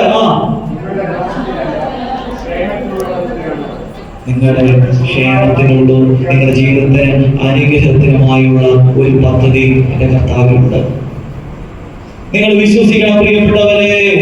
ആർക്ക് തെറ്റുപറ്റിയാലും എന്റെ സ്വർഗീയ അപ്പന് തെറ്റുപറ്റില്ല. ആർക്ക് തെറ്റുപറ്റിയാലും എന്റെ സ്വർഗീയ അപ്പന് തെറ്റുപറ്റില്ല. He has a plan on me. നിന്റെ അമ്മയുടെ ഉദരത്തിൽ നീ ഉരുവാകുന്നതിന് മുൻപേ നിന്നെ അറിഞ്ഞു. ഇതൊക്കെ നമുക്ക് പറയാൻ എളുപ്പം,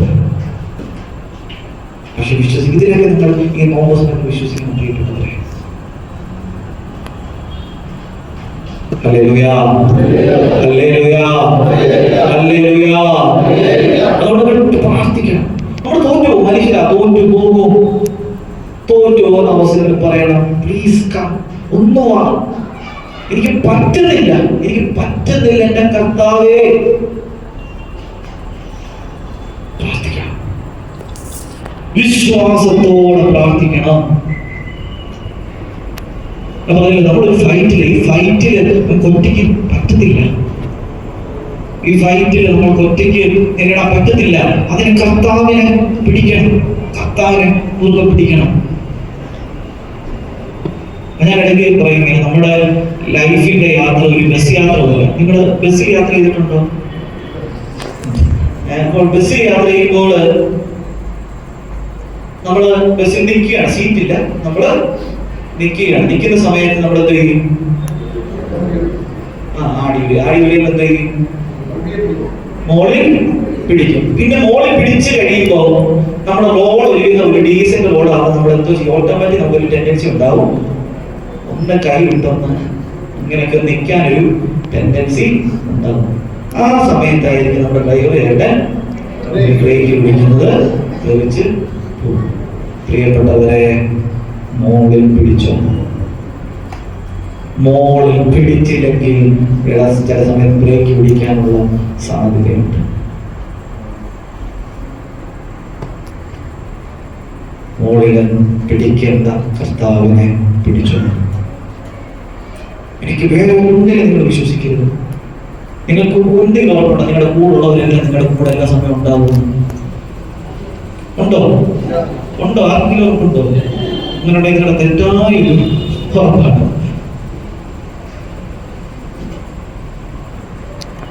നമ്മുടെ അപ്പൻ നമ്മുടെ കൂടെ.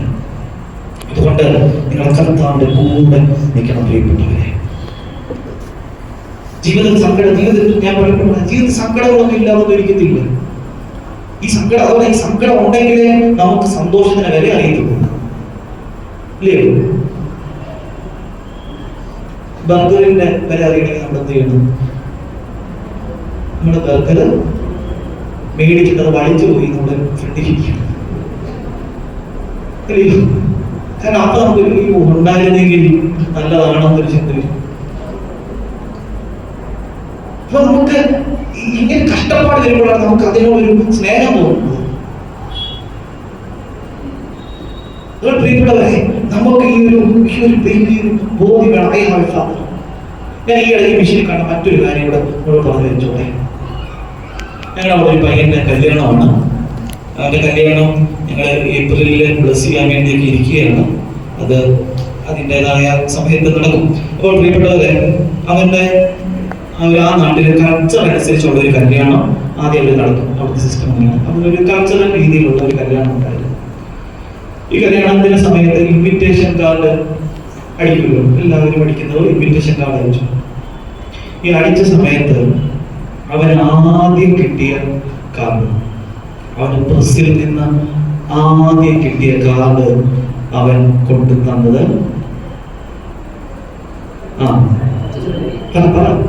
നമ്മുടെ ചിന്തയ്ക്കും അച്ഛനാണ്. അല്ല, നമ്മുടെ കഥ അങ്ങനെ അവകാശം അച്ഛനല്ല.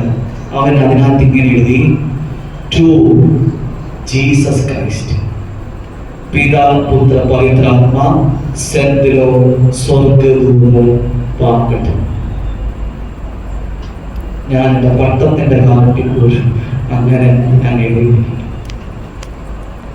വിഷയം ഞാൻ നിങ്ങൾ പറയുന്നത് അന്ന് അല്ല, ഞാൻ നേരിട്ട് കണ്ട കാര്യം. ഇൻവിറ്റേഷൻ കാർഡിനകത്ത് എഴുതിയത് ഇങ്ങനെയാണ് എഴുതിയത്. അതാണ് സ്നേഹം എന്ന് പറയുന്നത്. ആ അപ്പനെ കുറിച്ചുള്ളൊരു സന്തോഷമുണ്ടല്ലോ. ആ മക്കൾ കല്യാണത്തിന് മുൻപ് കഴിഞ്ഞു വായിക്കുമ്പോൾ ഒരാഴ്ച രണ്ട് നമ്മുടെ പള്ളിയിലെ പിള്ളേരാണ്. ആ പിള്ളേര് എല്ലാ ദിവസവും ഒരു മിനിമം ഒരു മണിക്കൂർ പരിശുദ്ധ കുർബാനയുടെ മുമ്പിൽ വന്നിരുന്ന് പ്രാർത്ഥിക്കുക.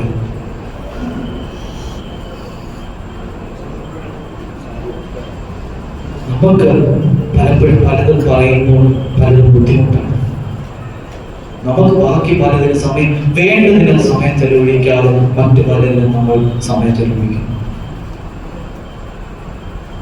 എനിക്കതാണ് ഈ വിഷയമുള്ള ഒരു സന്തോഷം.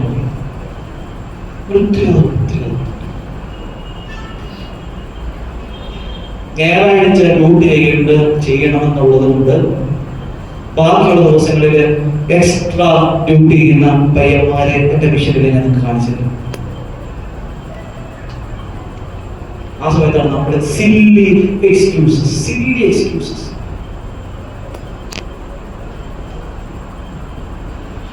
സ്വന്തം വീട്ടിൽ നിന്ന് താൻ പഠിപ്പിക്കുന്ന സ്കൂളിലേക്കുള്ള 6 കിലോമീറ്ററിൽ സ്ഥിരം കൃപ നിറഞ്ഞ മറിയമേ പ്രണാമരെയും കൃപാപൂർണ്ണ പ്രഭുത്വമാരെ സാധ്യ എന്നൊക്കെ പറഞ്ഞ് പ്രാർത്ഥിച്ചു പോകുന്ന ആൾക്കാരെ ഞാൻ കണ്ടിട്ടുണ്ട്.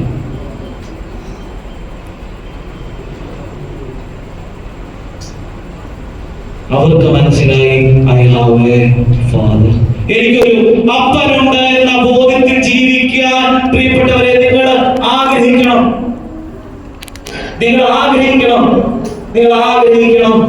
ഒരു ആഗ്രഹം വേണം. എനിക്ക് ഇങ്ങനെയൊക്കെ ജീവിക്കണം.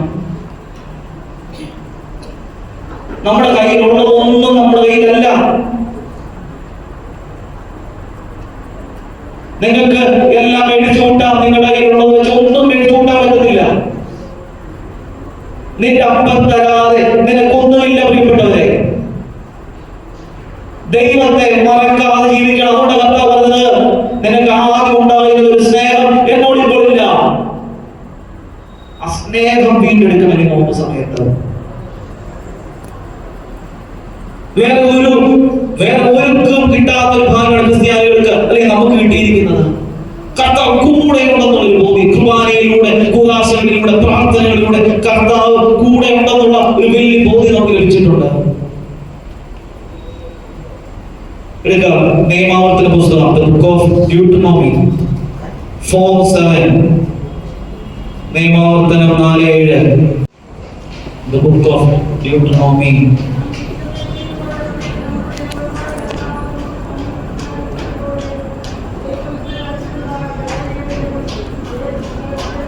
നാം വിളിച്ചപേക്ഷിക്കുമ്പോഴൊക്കെ നമ്മുടെ ദൈവമായ കർത്താവ് നമുക്ക് സമീപസ്ഥനായിരിക്കുന്നത് പോലെ ദൈവം ഇത്ര അടുത്തുള്ള വേറെ ഏത് ശ്രേഷ്ഠ ജനതയാണുള്ളത്. You are the special, you are the chosen. ഇത് നമുക്ക് മാത്രമേ ഉള്ളൂ. ബാക്കിയുള്ളവർക്കൊക്കെ നിന്റെ ദൈവത്തെ പ്രസാദിപ്പിക്കണം. നീ എന്തെങ്കിലും കൊടുക്കണം കർത്താവിന്. അവരെ അവിടുത്തെ ദൈവത്തിന് കൊടുക്കണം. നമ്മുടെ കർത്താവ് ഫ്രീ. അതുകൊണ്ട് നമുക്ക് കുർബാനയുടെ ഒരു വിലയില്ല. ഞാൻ ഇടയ്ക്ക് പറയും അല്ലയോ, ഇങ്ങനെ ലൈനിൽ വരുമ്പോൾ കിട്ടും. നമുക്ക് ഉറപ്പ് അത് കിട്ടുമെന്ന്. അതിനൊരു 1000 രൂപ വെച്ച് നോക്കട്ടെ, നിങ്ങൾ ഭയങ്കര സ്റ്റാൻഡേർഡ് ആയിട്ട് വരും. അത് ഇത്രയും കാര്യങ്ങളൊന്നും ആ പാടില്ല. പ്രിയപ്പെട്ടവരെ, നമുക്ക് സമീപസ്ഥരായിരിക്കുന്ന ഏത് ജനതയാണ് ഏത് ജനതയാണുള്ളത്? Jesus is with you, Jesus is near to you. മനസ്സിലായോ? എല്ലാവരും കൂടെ പറഞ്ഞു, Jesus is with you, Jesus is near to you. നിന്റെ കൂടെ അതുകൊണ്ട് പ്രാർത്ഥിക്കുമ്പോഴൊക്കെ ശക്തമായിട്ട് പറഞ്ഞു. വേറെ ഒരു ശ്രേഷ്ഠ ജനതയില്ല. അടുത്തത് 1 യോഹന്നാൻ 3:1. 1 യോഹന്നാൻ 3:1. 1 യോഹന്നാൻ 3:1. The epistle of John, first epistle of 1 John 3:1. കണ്ടാലും എത്ര വലിയ സ്നേഹമാണ് പിതാവ് നമ്മോട് കാണിച്ചത്. ദൈവമക്കളിൽ നിന്ന് നാം വിളിക്കപ്പെടുന്നു.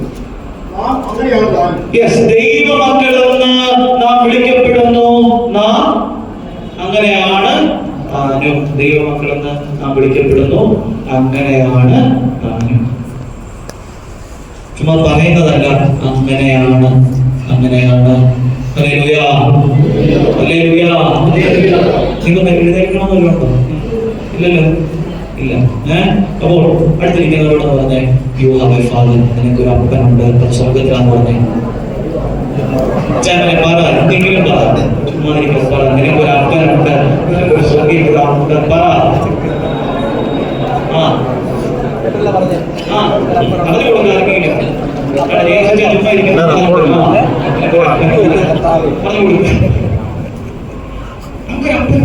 ഈ ഒരു സന്തോഷം എപ്പോഴും ഉണ്ടാവണം. ഹല്ലേലൂയ, ഹല്ലേലൂയ, ഹല്ലേലൂയ. അടുത്ത Galatia, the epistle to Galatians, Galatians 4:6-7.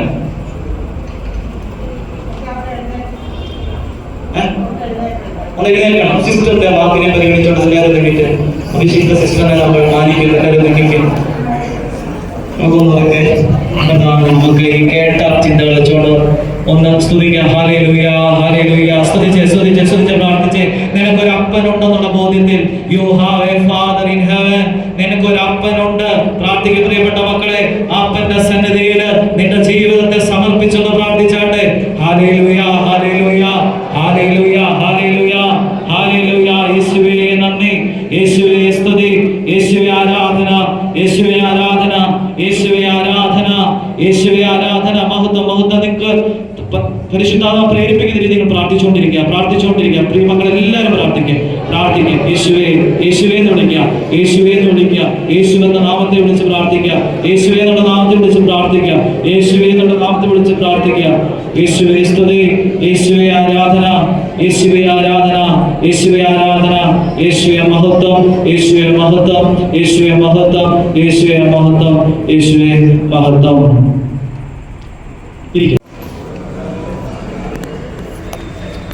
പ്രിയപ്പെട്ടവരെ, നമ്മൾ പറഞ്ഞു വെച്ചത് എന്താ? നമ്മൾ പറഞ്ഞു വെച്ചത് നമുക്കൊരു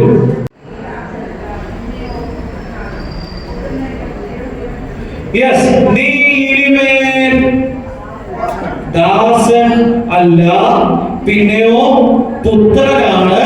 പുത്രനാണെങ്കിൽ ദൈവഹിതമനുസരിച്ച് അവകാശിയുമാണ്. അവകാശം എന്ന് വെച്ചാൽ എന്താണ്?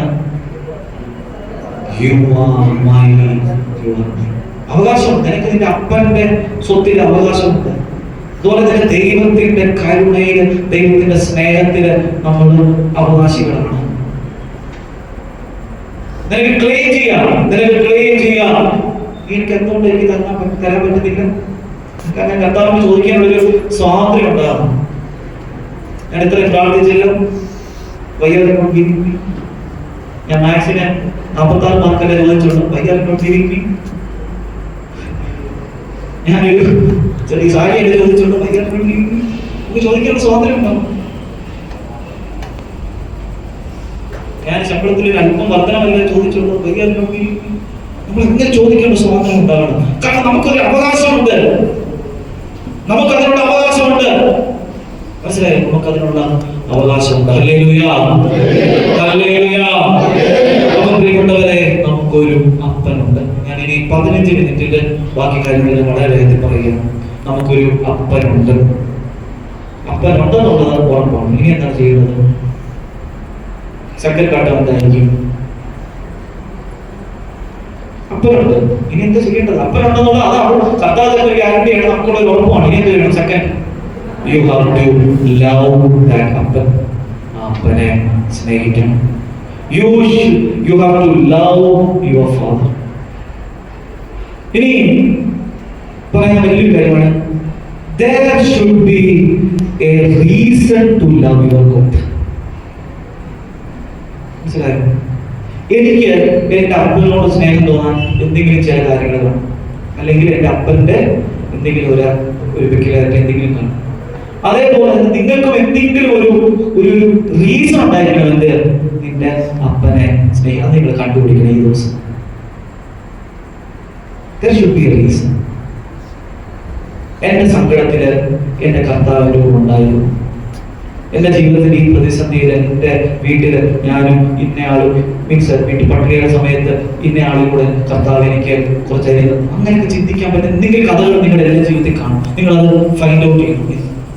There should be a reason to love your God.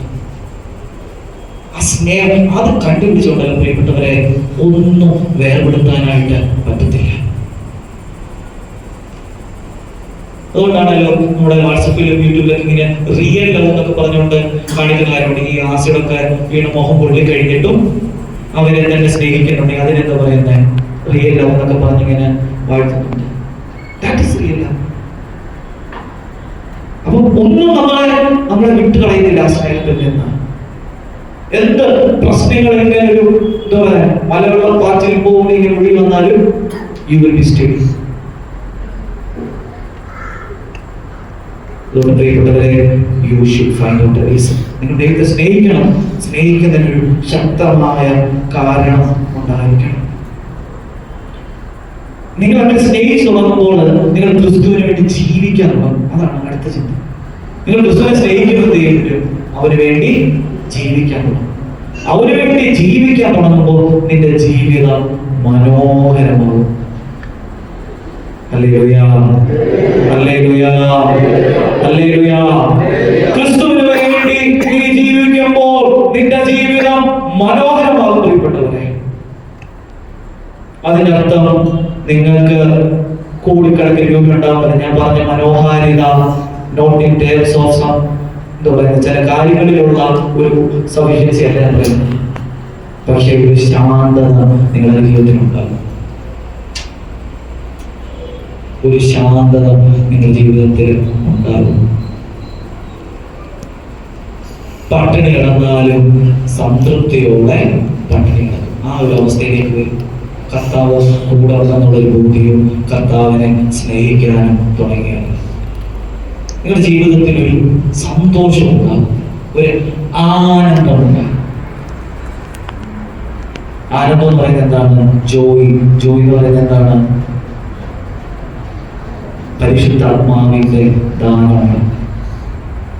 ഈ ആനന്ദമില്ലാത്തവർക്കാണ് എന്തുണ്ടാവുന്നത്? ഉറങ്ങി നിങ്ങളല്ലേ മുമ്പ് സാധിച്ച പാപഭാരം കഴിഞ്ഞപ്പോൾ ഉറക്കം വന്നു. പറ, ആനന്ദം നഷ്ടപ്പെടുമ്പോൾ എന്തുണ്ടാവുന്നത്? നിരാശ. അതായത് നിരാശ ഉണ്ടാകും.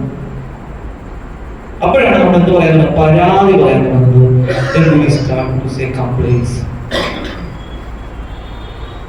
അതുകൊണ്ട് നമ്മൾ സാറ്റിസ്ഫൈഡ് ആവുകയും ചെയ്യും. സ്നേഹത്തിന്റെ അപ്പനുണ്ട്, എനിക്കൊരു അപ്പനുണ്ട്. ഓക്കെ, ഞാൻ പറഞ്ഞിട്ട് പ്രശ്നങ്ങൾക്ക് ഒരു അവസാനം ഉണ്ടാകാറില്ല.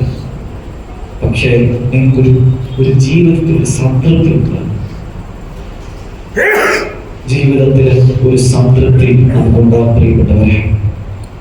അപ്പൊ നമുക്ക് ചെറിയ കാര്യങ്ങൾ പോലും കർത്താവിന് വേണ്ടി ചെയ്യുവാനായിട്ട് നമുക്ക് പറ്റും. ഈ യേശുവിനെ സ്നേഹിക്കാൻ തുടങ്ങുമ്പോൾ you will start to live an exceptional life. നിങ്ങൾ മറ്റുള്ള വ്യത്യസ്തവും. ബാക്കിയുള്ളവരെല്ലാം കാമുകിക്കും ചോക്ലേറ്റ് മേടിച്ചു കൊടുക്കുന്ന സമയത്ത് ഈ ചെറുക്കൻ എന്ത് ചെയ്യും? ബൈബിൾ മേടിച്ചു കൊടുക്കും. അങ്ങനെയുള്ളവരെ എനിക്കറിയാം. അതുകൊണ്ടാണ് പറഞ്ഞത്. ബാക്കിയുള്ളവരെ ഡയറി മേടിച്ചു കൊടുക്കുന്ന സമയത്ത് ബൈബിൾ മേടിച്ചു കൊടുക്കും. That the life is exceptional. അങ്ങനെ ജീവിച്ചവരെയൊക്കെ കുറെ പേരെ നമുക്കറിയാവുന്നതാണ്. കാർലോ അക്യൂറ്റസ് കേട്ടിട്ടുണ്ട്? കാർലോ അക്യൂറ്റസ് യൂതർക്ക് വേണ്ടിയാണ് കാർലോ അക്യൂറ്റസ്. ഇത് ഞാനിവിടെ പറഞ്ഞിട്ടുണ്ട്. എനിക്ക് നല്ല മെമ്മറി ഉണ്ട്. ഞാനിവിടെ 2 വർഷം മുമ്പ് യൂതർ പറഞ്ഞിട്ട് പോയ കാര്യമാണ് കാർലോ അക്യൂറ്റസ്. ഇവിടെ വെച്ചാണ് അത് വേണമെങ്കിൽ ഇവിടെ മീറ്റിംഗ് കൂടിയ സമയത്ത് പറഞ്ഞുകൊണ്ടിരുന്നത്. പറ, ഇന്റർനെറ്റിന്റെ ചിന്ത അറിയും. കാലഘട്ട ഇന്റർനെറ്റിന്റെ ചിന്ത അറിയും. സെയിന്റ് ആയിട്ടില്ല. പൊസിഷനാണ് ഇപ്പോൾ നിൽക്കുന്നത്. ശരി, കാർലോസ് അക്വിറ്റസ് എന്ന് പറയുന്നത് ഈ നമ്മുടെ ചെറുപ്പക്കാരനായി ജീവിച്ച് മരിച്ച് കമ്പ്യൂട്ടറും ജീൻസും ടീഷർട്ടും ഗിത്താറൊക്കെ വായിച്ച് ജീവിച്ച ഒരു മനുഷ്യൻ. അവൻ കുർബാനയുടെ പ്രഘോഷകനായിട്ട് മാറി. വെബ്സൈറ്റുകളിലൂടെയും നെറ്റിൽ കമ്പ്യൂട്ടറിലൂടെയും ക്രിസ്തുവിന്റെ പ്രചാരകനായി മാറിയ ഒരു മനുഷ്യൻ കാർലോ അക്വിറ്റസ്. എനിക്ക് തോന്നുന്നു 20-23 വയസ്സിൽ അവന്റെ ജീവിതം അവസാനിച്ചു. ക്യാൻസറായി. പിന്നീട് നമ്മുടെ നാട്ടില് നിങ്ങൾക്ക് ഇൻസ്പയർ ചെയ്യാൻ വേണ്ടിയാണ് അഞ്ജന എന്ന് പറയുന്ന പെൺകുട്ടികൾ കേട്ടിട്ടുണ്ടോ? അഞ്ജന കേട്ടിട്ടുണ്ട്. അത് ഞാൻ പറഞ്ഞിട്ടുണ്ട്. അഞ്ജന, അതായത് മുഖത്ത് ക്യാൻസർ വന്ന് മുഖത്തിന്റെ ഇത്രയും ഭാഗം ഓപ്പറേഷൻ ചെയ്ത് കഴിഞ്ഞപ്പോഴും അവർ മരിക്കുന്നതിന് 3 മണിക്കൂർ മുമ്പ് വരെ പരിശുദ്ധ കുർബാന സ്വീകരിച്ച ഒരു പെൺകുട്ടി. യേശുവിനെ സ്നേഹിക്കുമ്പോൾ നിങ്ങളുടെ ജീവിതം ഒത്തിരി മാറി പറയും. അതായത് ഒരു നേഴ്സിനെ കുറിച്ച് ഞാൻ പറഞ്ഞിട്ടതാണ്. അവൾക്ക് പ്രാർത്ഥിക്കാൻ സമയമില്ല. അവള് പ്രാർത്ഥിക്കുന്നത് എങ്ങനെയാണ്? അവള് പോകുന്ന ഓരോ പേഷ്യന്റും അവരുടെ ഓരോ ബെഡും ജപമാലയുടെ ഒരു മുത്തുപോലെ കണ്ട് അതിൽ ജപമാല ചൊല്ലിയ പെൺകുട്ടികൾ. ക്രിസ്തുവിന് വേണ്ടി ജീവിതം മാറ്റിമറിച്ച കുറെ പേര്, ജീവിതം മുഴിഞ്ഞു വെച്ച കുറെ പേര്. പ്രിയപ്പെട്ടവരെ, നമ്മൾ അതുകൊണ്ട് കർത്താവിന് വേണ്ടി നിങ്ങൾ നിങ്ങളുടെ ജീവിതം മാറ്റിവെക്കണം. ഇത് എളുപ്പമുള്ള കാര്യമില്ല. എനിക്ക് പ്രസംഗിക്കാൻ എളുപ്പമുണ്ട്, പക്ഷെ നിങ്ങൾ ചെയ്യാൻ പാടില്ല. പക്ഷെ ഒന്ന് ആ ട്രാക്കിൽ വീണാൽ നിങ്ങളുടെ ജീവിതം മാറ്റില്ല. നമ്മൾ ആഗ്രഹിക്കാൻ വേണ്ടി ഈ ഒരു നോക്കാൻ ഇതിനു വേണ്ടി ആഗ്രഹിക്കുക. എനിക്ക് ഇങ്ങനെയൊക്കെ ജീവിക്കണം. To be with my God. എന്റെ കർത്താവിന്റെ കൂടെ ആയിരിക്കണം എന്നുള്ളൊരു വലിയ ആഗ്രഹമൊക്കെ നിങ്ങൾക്ക് ഉണ്ടാകട്ടെ. കർത്താവ് വചനത്തിലൂടെ പറയുന്നത് നിന്റെ തീരുമാനത്തായ പൂർണ്ണാത്മാവോടും പൂർണ്ണ മനസ്സോടും കൂടിയൊക്കെ സ്നേഹിക്കണം. കർത്താവിനെ സ്നേഹിക്കണം. അപ്പൊ ഞാൻ പറഞ്ഞത് നിനക്കൊരു അപ്പനുണ്ട്. എന്താണെന്ന് പറഞ്ഞു വെച്ചേ, അപ്പനെ സ്നേഹിക്കണം. ഈ അപ്പനെ സ്നേഹിച്ചു തുടങ്ങുമ്പോൾ പിന്നീട് നമുക്ക് നമ്മുടെ വിശ്വാസവും പ്രാർത്ഥനയും വർദ്ധിക്കും. When you start to love your God, you will grow in faith and in prayer. സ്നേഹിക്കുമ്പോഴാണ് നമുക്ക് ആശ്രയത്വം കൂടുന്നത്. മനസ്സിലായോ? സ്നേഹിക്കുമ്പോൾ ആശ്രയത്വം നമുക്ക് പിന്നെ കർത്താവിനെ എപ്പോഴും കർത്താവെ എന്ന് വിളിച്ച ഒരു ജീവിതം ആയിരിക്കും. എനിക്ക് ദാനിയേലിന്റെ പുസ്തകത്തിൽ ഒക്കെ കാണിച്ചു തരുവാനായിട്ട് ഉണ്ടായിരുന്നു. ദാനിയേലിന്റെ പുസ്തകം 3-ാം അധ്യായം നിങ്ങൾ വീട്ടിൽ പോയി വെച്ചാൽ മതി. 3 യുവാക്കളെ കുറിച്ച് നമുക്ക് കാണാം. ശദ്രാഖ്, മെശാഖ്, അബേദ്നെഗോ എന്നൊക്കെ പറയുന്ന 3 യുവാക്കൾ. ആ യുവാക്കളെ രാജാവ് എന്തോ ചെയ്തു? രാജാവാണെങ്കിൽ പീഡിപ്പിച്ചു. അവനെ കൊല്ലുവാനായിട്ട് സിംഹത്തിന്റെ പടയിലേക്ക് ഇട്ടുകൊടുത്തു. ആ സമയത്ത് അവർ പ്രാർത്ഥിക്കുന്ന ഒരു പ്രാർത്ഥനയുണ്ട്. എന്നെ ഈ കർത്താവ് രക്ഷിച്ചില്ല എങ്കിൽ പോലും എന്റെ വിശ്വാസത്തിൽ നിന്ന് ഞാൻ മാറുകയില്ല. അത് 3:18 നമ്മൾ കാണുന്നത്. വിശ്വാസത്തിന്റെ ഒക്കെ ഒരു ബോധ്യം. സ്നേഹിക്കാൻ തുടങ്ങുമ്പോൾ കർത്താവ് തന്നെയാണ് കാണിച്ചു തന്നിരിക്കുന്നത്. 33 വയസ്സുള്ള ഒരു ചെറുപ്പക്കാരൻ സ്വർഗത്തിന്റെയും ഭൂമിയുടെയും മധ്യത്തില് ഇങ്ങനെ നഗ്നനായിട്ട് കിടന്ന് കരഞ്ഞു പറയുന്നുണ്ട്, ഏലോ ഏലോ ലാമ സബക്താനി, എന്റെ പിതാവേ നീ എന്തുകൊണ്ട് എന്നെ ഉപേക്ഷിച്ചു? ബൈബിളില് ഒരു റിപ്ലൈ പോലും അപ്പം കൊടുക്കുന്നില്ല. നോക്കിയാൽ മതി. ഇങ്ങനെ പറഞ്ഞു കഴിഞ്ഞിട്ട് ഒരു ഉത്തരം പോലും ബൈബിളിൽ കൊടുക്കുന്നില്ല. പക്ഷെ വചനം ഇങ്ങനെ പറഞ്ഞു വെക്കുന്നു, അവനെ സമർപ്പിച്ച് മരിച്ചു. അല്ലെ, തലചായ്ച്ച് അവൻ മരിച്ചു. നമ്മളെന്താ പറഞ്ഞത്? ഒരു അപ്പനാണോ ഇയാളാണല്ലോ എന്നെ അവിടുന്ന് താഴോട്ട് വിട്ടത്. പറഞ്ഞെന്താണ്? നിന്നെ ഞാൻ പൊന്നുപോലെ കരുതെന്നൊക്കെ പറഞ്ഞിട്ട് എന്റെ മരണ വെപ്രാള സമയത്ത് പോലും നീ എന്റെ കൂടെ ഇല്ലായിരുന്നല്ലോ. യേശു നമ്പർ പറഞ്ഞു, എല്ലാം പൂർത്തിയായി. എല്ലാം പൂർത്തിയായി അവന്റെ ആത്മാവിനെ സമർപ്പിച്ചു. അവനറിയാം എന്റെ അപ്പന് തെറ്റ് പറ്റത്തില്ല. ഹല്ലേലൂയ, ഹല്ലേലൂയ, ഹല്ലേലൂയ. എന്റെ അപ്പന് തെറ്റ് പറ്റത്തില്ലെന്ന് അറിയാവുന്ന ഒരു തമ്പുരാന്റെ മക്കളാണെങ്കിൽ നിങ്ങൾ കണ്ണും കൂട്ടി വിശ്വസിക്കണം, എന്റെ അപ്പന് തെറ്റ് പറ്റത്തില്ല. നിങ്ങൾ ആഗ്രഹിച്ച് വിശ്വാസത്തിലൂടെ പ്രാർത്ഥിച്ചോ, വിശ്വസിച്ചോ. ഈ ദാനിയേൽ പുസ്തകത്തിൽ ഞാൻ പറഞ്ഞ സമയത്ത് അതിന്റെ 3-ാം അധ്യായം 1 മുതൽ 68-ാം വാക്യം വരെ ഈ മനുഷ്യനെ സ്തുതിക്കുക ദൈവത്തെ. അവന്റെ പീഡനത്തിന്റെ സമയത്ത് ദൈവത്തെ സ്തുതിക്കുന്ന ഗീതത്തെ കുറിച്ചൊക്കെയാണ് നിങ്ങൾ ദാനിയേൽ പുസ്തകത്തിൽ കാണുന്നത്. ആ സമയത്തൊക്കെയാണ് വലിയ വിശുദ്ധരൊക്കെ പറയുന്നത്. അവരെ എണ്ണയ്ക്കകത്ത് വിട്ട് ഇങ്ങനെ തിളപ്പിക്കുമ്പോൾ വിശുദ്ധരൊക്കെ എന്താ പറഞ്ഞു?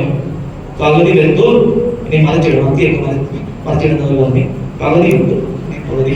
അങ്ങനെയൊക്കെ പറയണമെങ്കിൽ മനസ്സ് വേണം, സ്നേഹം വേണം. ഈ ഒരു സ്നേഹം നമുക്ക് ഉണ്ടാവും പ്രിയപ്പെട്ട മക്കളെ. ഒരു തെറ്റായ ജീവിത രീതിയിലേക്ക് ഞാൻ പോകില്ല, ഒരു തെറ്റായ ജീവിതത്തിൽ ഞാൻ പോകില്ല. അപ്പോ ഞാൻ പറഞ്ഞു വെച്ചാൽ ഒരു വഴി പ്രകാരമാണ്. എനിക്കൊരു അപ്പനുണ്ട്, അപ്പൻ എന്ത് ചെയ്യണം? പറഞ്ഞു തുടങ്ങിയോ? സ്നേഹിക്കണം. സ്നേഹിക്കപ്പെടുന്ന വരും, വിശ്വാസത്തിലും പ്രാർത്ഥനയിൽ നമ്മൾ ആഴപ്പെടും. അങ്ങനെ ഒരു ആഴപ്പെട്ട ജീവിതം നയിക്കുമ്പോൾ you will live for Jesus.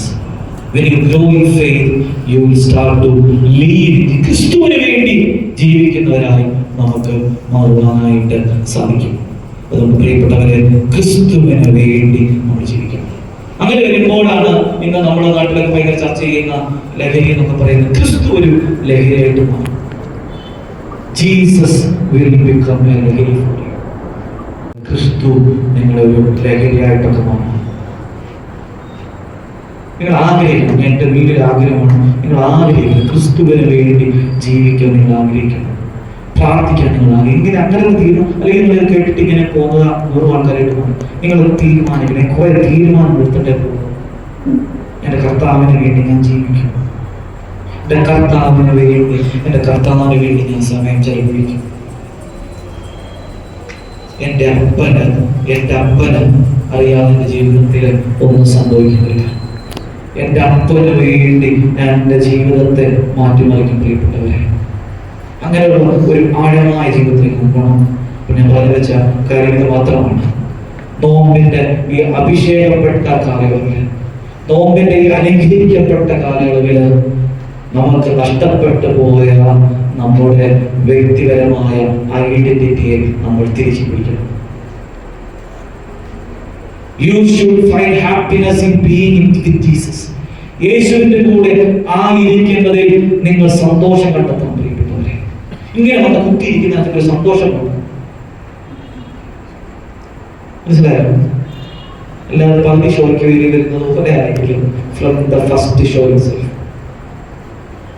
ഇതിനകത്തൊക്കെ ഒരു സന്തോഷമാണ്, ഇതിനകത്തൊക്കെ ഒരു സന്തോഷം ഉള്ളവരായിട്ട് നമുക്ക് ജീവിക്കാം. ക്രിസ്തുവിന് വേണ്ടി സമയം ചെലവിടാൻ എണ്ണിക്കുന്നതിൽ, പ്രാർത്ഥിക്കുന്നതിലൊക്കെ ഒരു സന്തോഷമുണ്ട്.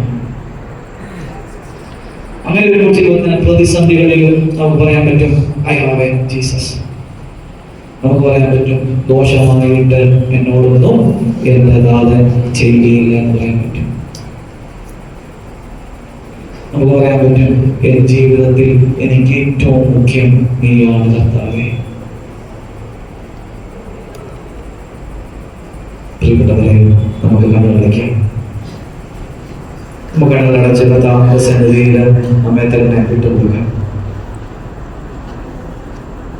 നമ്മൾ ഇന്ന് കേട്ട ഈ വചനങ്ങളും നിങ്ങളെ ഒത്തിരി സ്പർശിക്കുവാൻ വേണ്ടി നമ്മൾ പ്രാർത്ഥിക്കണം. എനിക്ക് ഒരു ഭക്തനുണ്ട്. ആ അപ്പന്റെ സന്നിധിയിലാണ് പ്രിയപ്പെട്ടവരെ നിങ്ങളായിരിക്കുക. നിങ്ങളുടെ എല്ലാ ആഗ്രഹങ്ങളും, നിങ്ങളുടെ എല്ലാവിധമായ ഇച്ഛകളും കർത്താവിന്റെ സന്നിധിയിൽ സമർപ്പിക്കുക. നിങ്ങൾ പ്രാർത്ഥിക്കുക. നിങ്ങൾക്ക് എത്രത്തോളം ആഴമായിട്ട് പ്രാർത്ഥിക്കാൻ പറ്റുമോ എത്രത്തോളം ആഴമായിട്ട് പ്രാർത്ഥിക്കുക. ദൈവമേ, ഞാൻ പലപ്പോഴും എൻ്റെ വിശ്വാസത്തിൽ പതറിപ്പോയിട്ടുണ്ട്. നിന്നോടുള്ള ഒരു ബന്ധത്തിൽ ഞാൻ പലപ്പോഴും വീണുപോയിട്ടുണ്ട്. കർത്താവേ, ഈ നോമ്പ് സമയത്ത് അത് തിരികെ കണ്ടെത്തുവാനായിട്ട് നീ എന്നെ സഹായിക്കണമേ. നിന്നെ ചങ്കുവറച്ച് സ്നേഹിക്കുവാൻ വേണ്ടുന്ന ഒരു അഭിഷേകം നീ എനിക്ക് തരണമേ. മടുപ്പ് കൂടാതെ പ്രാർത്ഥിക്കുവാനുള്ള വലിയൊരു അഭിഷേകം എനിക്ക് തരണമേ. ദൈവമേ, കണ്ണം കൂട്ടി നിന്നെ വിശ്വസിക്കാൻ വേണ്ടുന്ന ഒരു അഭിഷേകം തരണമേ. ദൈവമേ, പറിച്ചു കളഞ്ഞാലും മാറിപ്പോകാത്ത രീതിയിലുള്ള ഒരു ആഴമായ ബന്ധം ഈ പരിശുദ്ധ ബലിപീഠത്തോട് എനിക്ക് തരണമേ. ഈ പരിശുദ്ധ ബലിപീഠത്തോട് കെട്ടപ്പെട്ട ഒരു ജീവിതം നയിക്കുവാൻ എന്നെ സഹായിക്കണമേ. ദേവാലയത്തിനോടും ദൈവിക കാര്യങ്ങളോടും കൂടുതൽ ഒരു താല്പര്യം എന്നിൽ അങ്ങ് വളർത്തണമേ. എന്റെ കുഞ്ഞുങ്ങളെയൊക്കെ സഭയോടും ഈ സഭയുടെ ചിട്ടകളോടും കർത്താവിന്റെ നിയമങ്ങളോട് ചേർത്ത് വളർത്തുവാൻ വേണ്ടുന്ന ഒരു അഭിഷേകം എനിക്ക് തരണമേ. നിങ്ങൾ പ്രാർത്ഥിക്കണം. ദൈവമേ, ജീവിതത്തില് പതറിപ്പോയ നിമിഷങ്ങളില്, നിന്നെ വേദനിച്ച നിമിഷങ്ങളെ ഓർത്ത മാപ്പിരുത്താവേ. I love you Jesus. ഞാൻ നിന്നെ സ്നേഹിക്കുന്നു. അത് മനസ്സിൽ നിന്ന് പറയും പ്രിയപ്പെട്ടവരെ. അത് പറയുമ്പോൾ കിട്ടുന്ന ഒരു വലിയ അഭിഷേകമുണ്ട്. I love you Jesus. നിന്നെ ഞാൻ ഒത്തിരി സ്നേഹിക്കുന്നു. പെട്ടെന്ന് മറന്നാലും ഞാൻ നിന്നെ മറക്കില്ല എന്ന് പറഞ്ഞ ദൈവത്തിന്റെ ആ വചനം, ആ സ്നേഹത്തിന്റെ ആഴം അത് സൂചിപ്പിക്കും പ്രിയപ്പെട്ടവരെ. പൗലോസ് പറഞ്ഞതുപോലെ മരണമോ ക്ലേശമോ ദുരിതമോ പട്ടിണി എന്തു വന്നാലും കർത്താവിനോട് സ്നേഹത്തിൽ നിന്ന് ഒന്നും എന്നെ ഏർപ്പെടുത്തിയിട്ടില്ല എന്ന് പറഞ്ഞ ഒരു ആഴമായ വിശ്വാസത്തിന് വേണ്ടി നിങ്ങൾ ആഗ്രഹിക്കണം പ്രിയപ്പെട്ടവരെ. പ്രാർത്ഥിക്കുന്ന മക്കളായി ജീവിതത്തോടെ അഭിഷേകത്തിന് വേണ്ടി പ്രാർത്ഥിക്കണം. കർത്താവിന് വേണ്ടി ഒരു ദിവസത്തെ പരിശുദ്ധ കുർബാനയിലൂടെ സംബന്ധിച്ച് കുർബാനയിലൂടെ വളർന്നു വരുവാനൊക്കെ വേണ്ടുന്ന ഒരു കൃപയ്ക്ക് വേണ്ടി നിങ്ങൾക്ക് ആഗ്രഹിക്കണം പ്രിയപ്പെട്ടവരെ. ഒരു ദിവസം പ്രാർത്ഥിക്കാത്തപ്പോൾ, ഒരു ഞായറാഴ്ച കുർബാന സ്വീകരിക്കാത്തപ്പോൾ ഉള്ളില് ഒരു സങ്കടം ഉണ്ടാകുന്ന രീതിയിലുള്ള ഒരു ആത്മബന്ധം യേശുവുമായിട്ട് ഉണ്ടാക്കുവാനായിട്ട് നമുക്ക് ശ്രമിക്കാൻ പ്രിയപ്പെട്ടവരെ. യേശു തമ്പുരാൻ നമ്മളെ ഒത്തിരി സ്നേഹിക്കുന്നുണ്ട്. ജീസസ് നമ്മൾ ഒത്തിരി സ്നേഹിക്കുന്നുണ്ട് പ്രിയപ്പെട്ടവരെ. അവൻ സ്വർഗത്തിന്റെ ഭൂമിയുടെ മധ്യത്തില് ഒരു നഗ്നനായി അവൻ മരിക്കപ്പെട്ടപ്പോൾ പ്രിയപ്പെട്ട അവർ പറഞ്ഞു വെക്കുന്നത് ഇതാണ്: ഞാൻ നിന്നെ സ്നേഹിക്കുന്നു, ഈ ഭൂമിയോളം ഈ ലോകത്തിന്റെ അതിർത്തികളോളം ഞാൻ നിന്നെ സ്നേഹിക്കുന്നു പറഞ്ഞ കർത്താവ് നമുക്ക് ഒരു വാഗ്ദാനമാണ് പ്രിയപ്പെട്ടവരെ. നിനക്ക് ആദ്യം ഉണ്ടായിരുന്ന സ്നേഹം ഇപ്പോഴില്ല. ആ സ്നേഹത്തിലേക്ക് തിരികെ വരുവാനായിട്ട് നമുക്ക് ശ്രമിക്കാൻ പ്രിയപ്പെട്ടവരെ. യേശുവിന് വേണ്ടി ജീവിതം മാറ്റിമറിക്കുവാനായിട്ട്, യേശുവിന് വേണ്ടി സമയം കളയുവാനായിട്ടൊക്കെയുള്ള ഒരു വലിയ ആഗ്രഹം നമ്മുടെ മനസ്സിലുണ്ടാവട്ടെ പ്രിയപ്പെട്ടവരെ. ഒരു സന്തോഷം, എന്റെ ദൈവത്തിന്റെ ഭവനത്തിലായിരിക്കുന്നതിലുള്ള ഒരു സന്തോഷം നമ്മുടെ മനസ്സിലുണ്ടാവട്ടെ പ്രിയപ്പെട്ടവരെ. പ്രാർത്ഥിക്കാം. ഉത്തരം തരും അവൻ എനിക്ക് ഉത്തരം തരും എന്നുള്ള പ്രത്യാശയിൽ ജീവിക്കുവാനായിട്ട് നിങ്ങളത് ആഗ്രഹിച്ച് പ്രാർത്ഥിക്കുക. ജീവിതത്തിലെ പ്രതിസന്ധികളിലും അവിടുന്ന് നമ്മെ താങ്ങി നിർത്തുമെന്ന് വിശ്വസിക്കുക. ഈ ആഴമായ വിശ്വാസത്തിന് വേണ്ടി നമുക്ക് ആഗ്രഹിച്ച് പ്രാർത്ഥിക്കാം.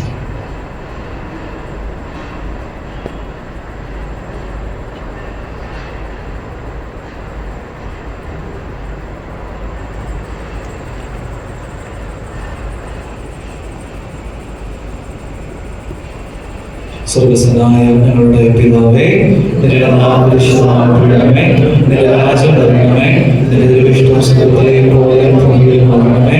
ഞങ്ങളുടെ ആവശ്യമുള്ള അപ്പം ഞങ്ങൾക്ക് തരണമേ. ഞങ്ങളുടെ കടക്കാരോട് ക്ഷമിച്ചതുപോലെ ഞങ്ങളുടെ കടങ്ങളോട് ക്ഷമിക്കണമേ. പരീക്ഷയിലേക്ക് ഞങ്ങളെ പ്രവേശിക്കരുതേ, പിന്നെയോ ഞങ്ങളെ രക്ഷിക്കണമേ. അതോടൊപ്പം രാജ്യവും ശക്തിയും കൊടുത്തു എന്നേക്കും. ആമേൻ. കൃപ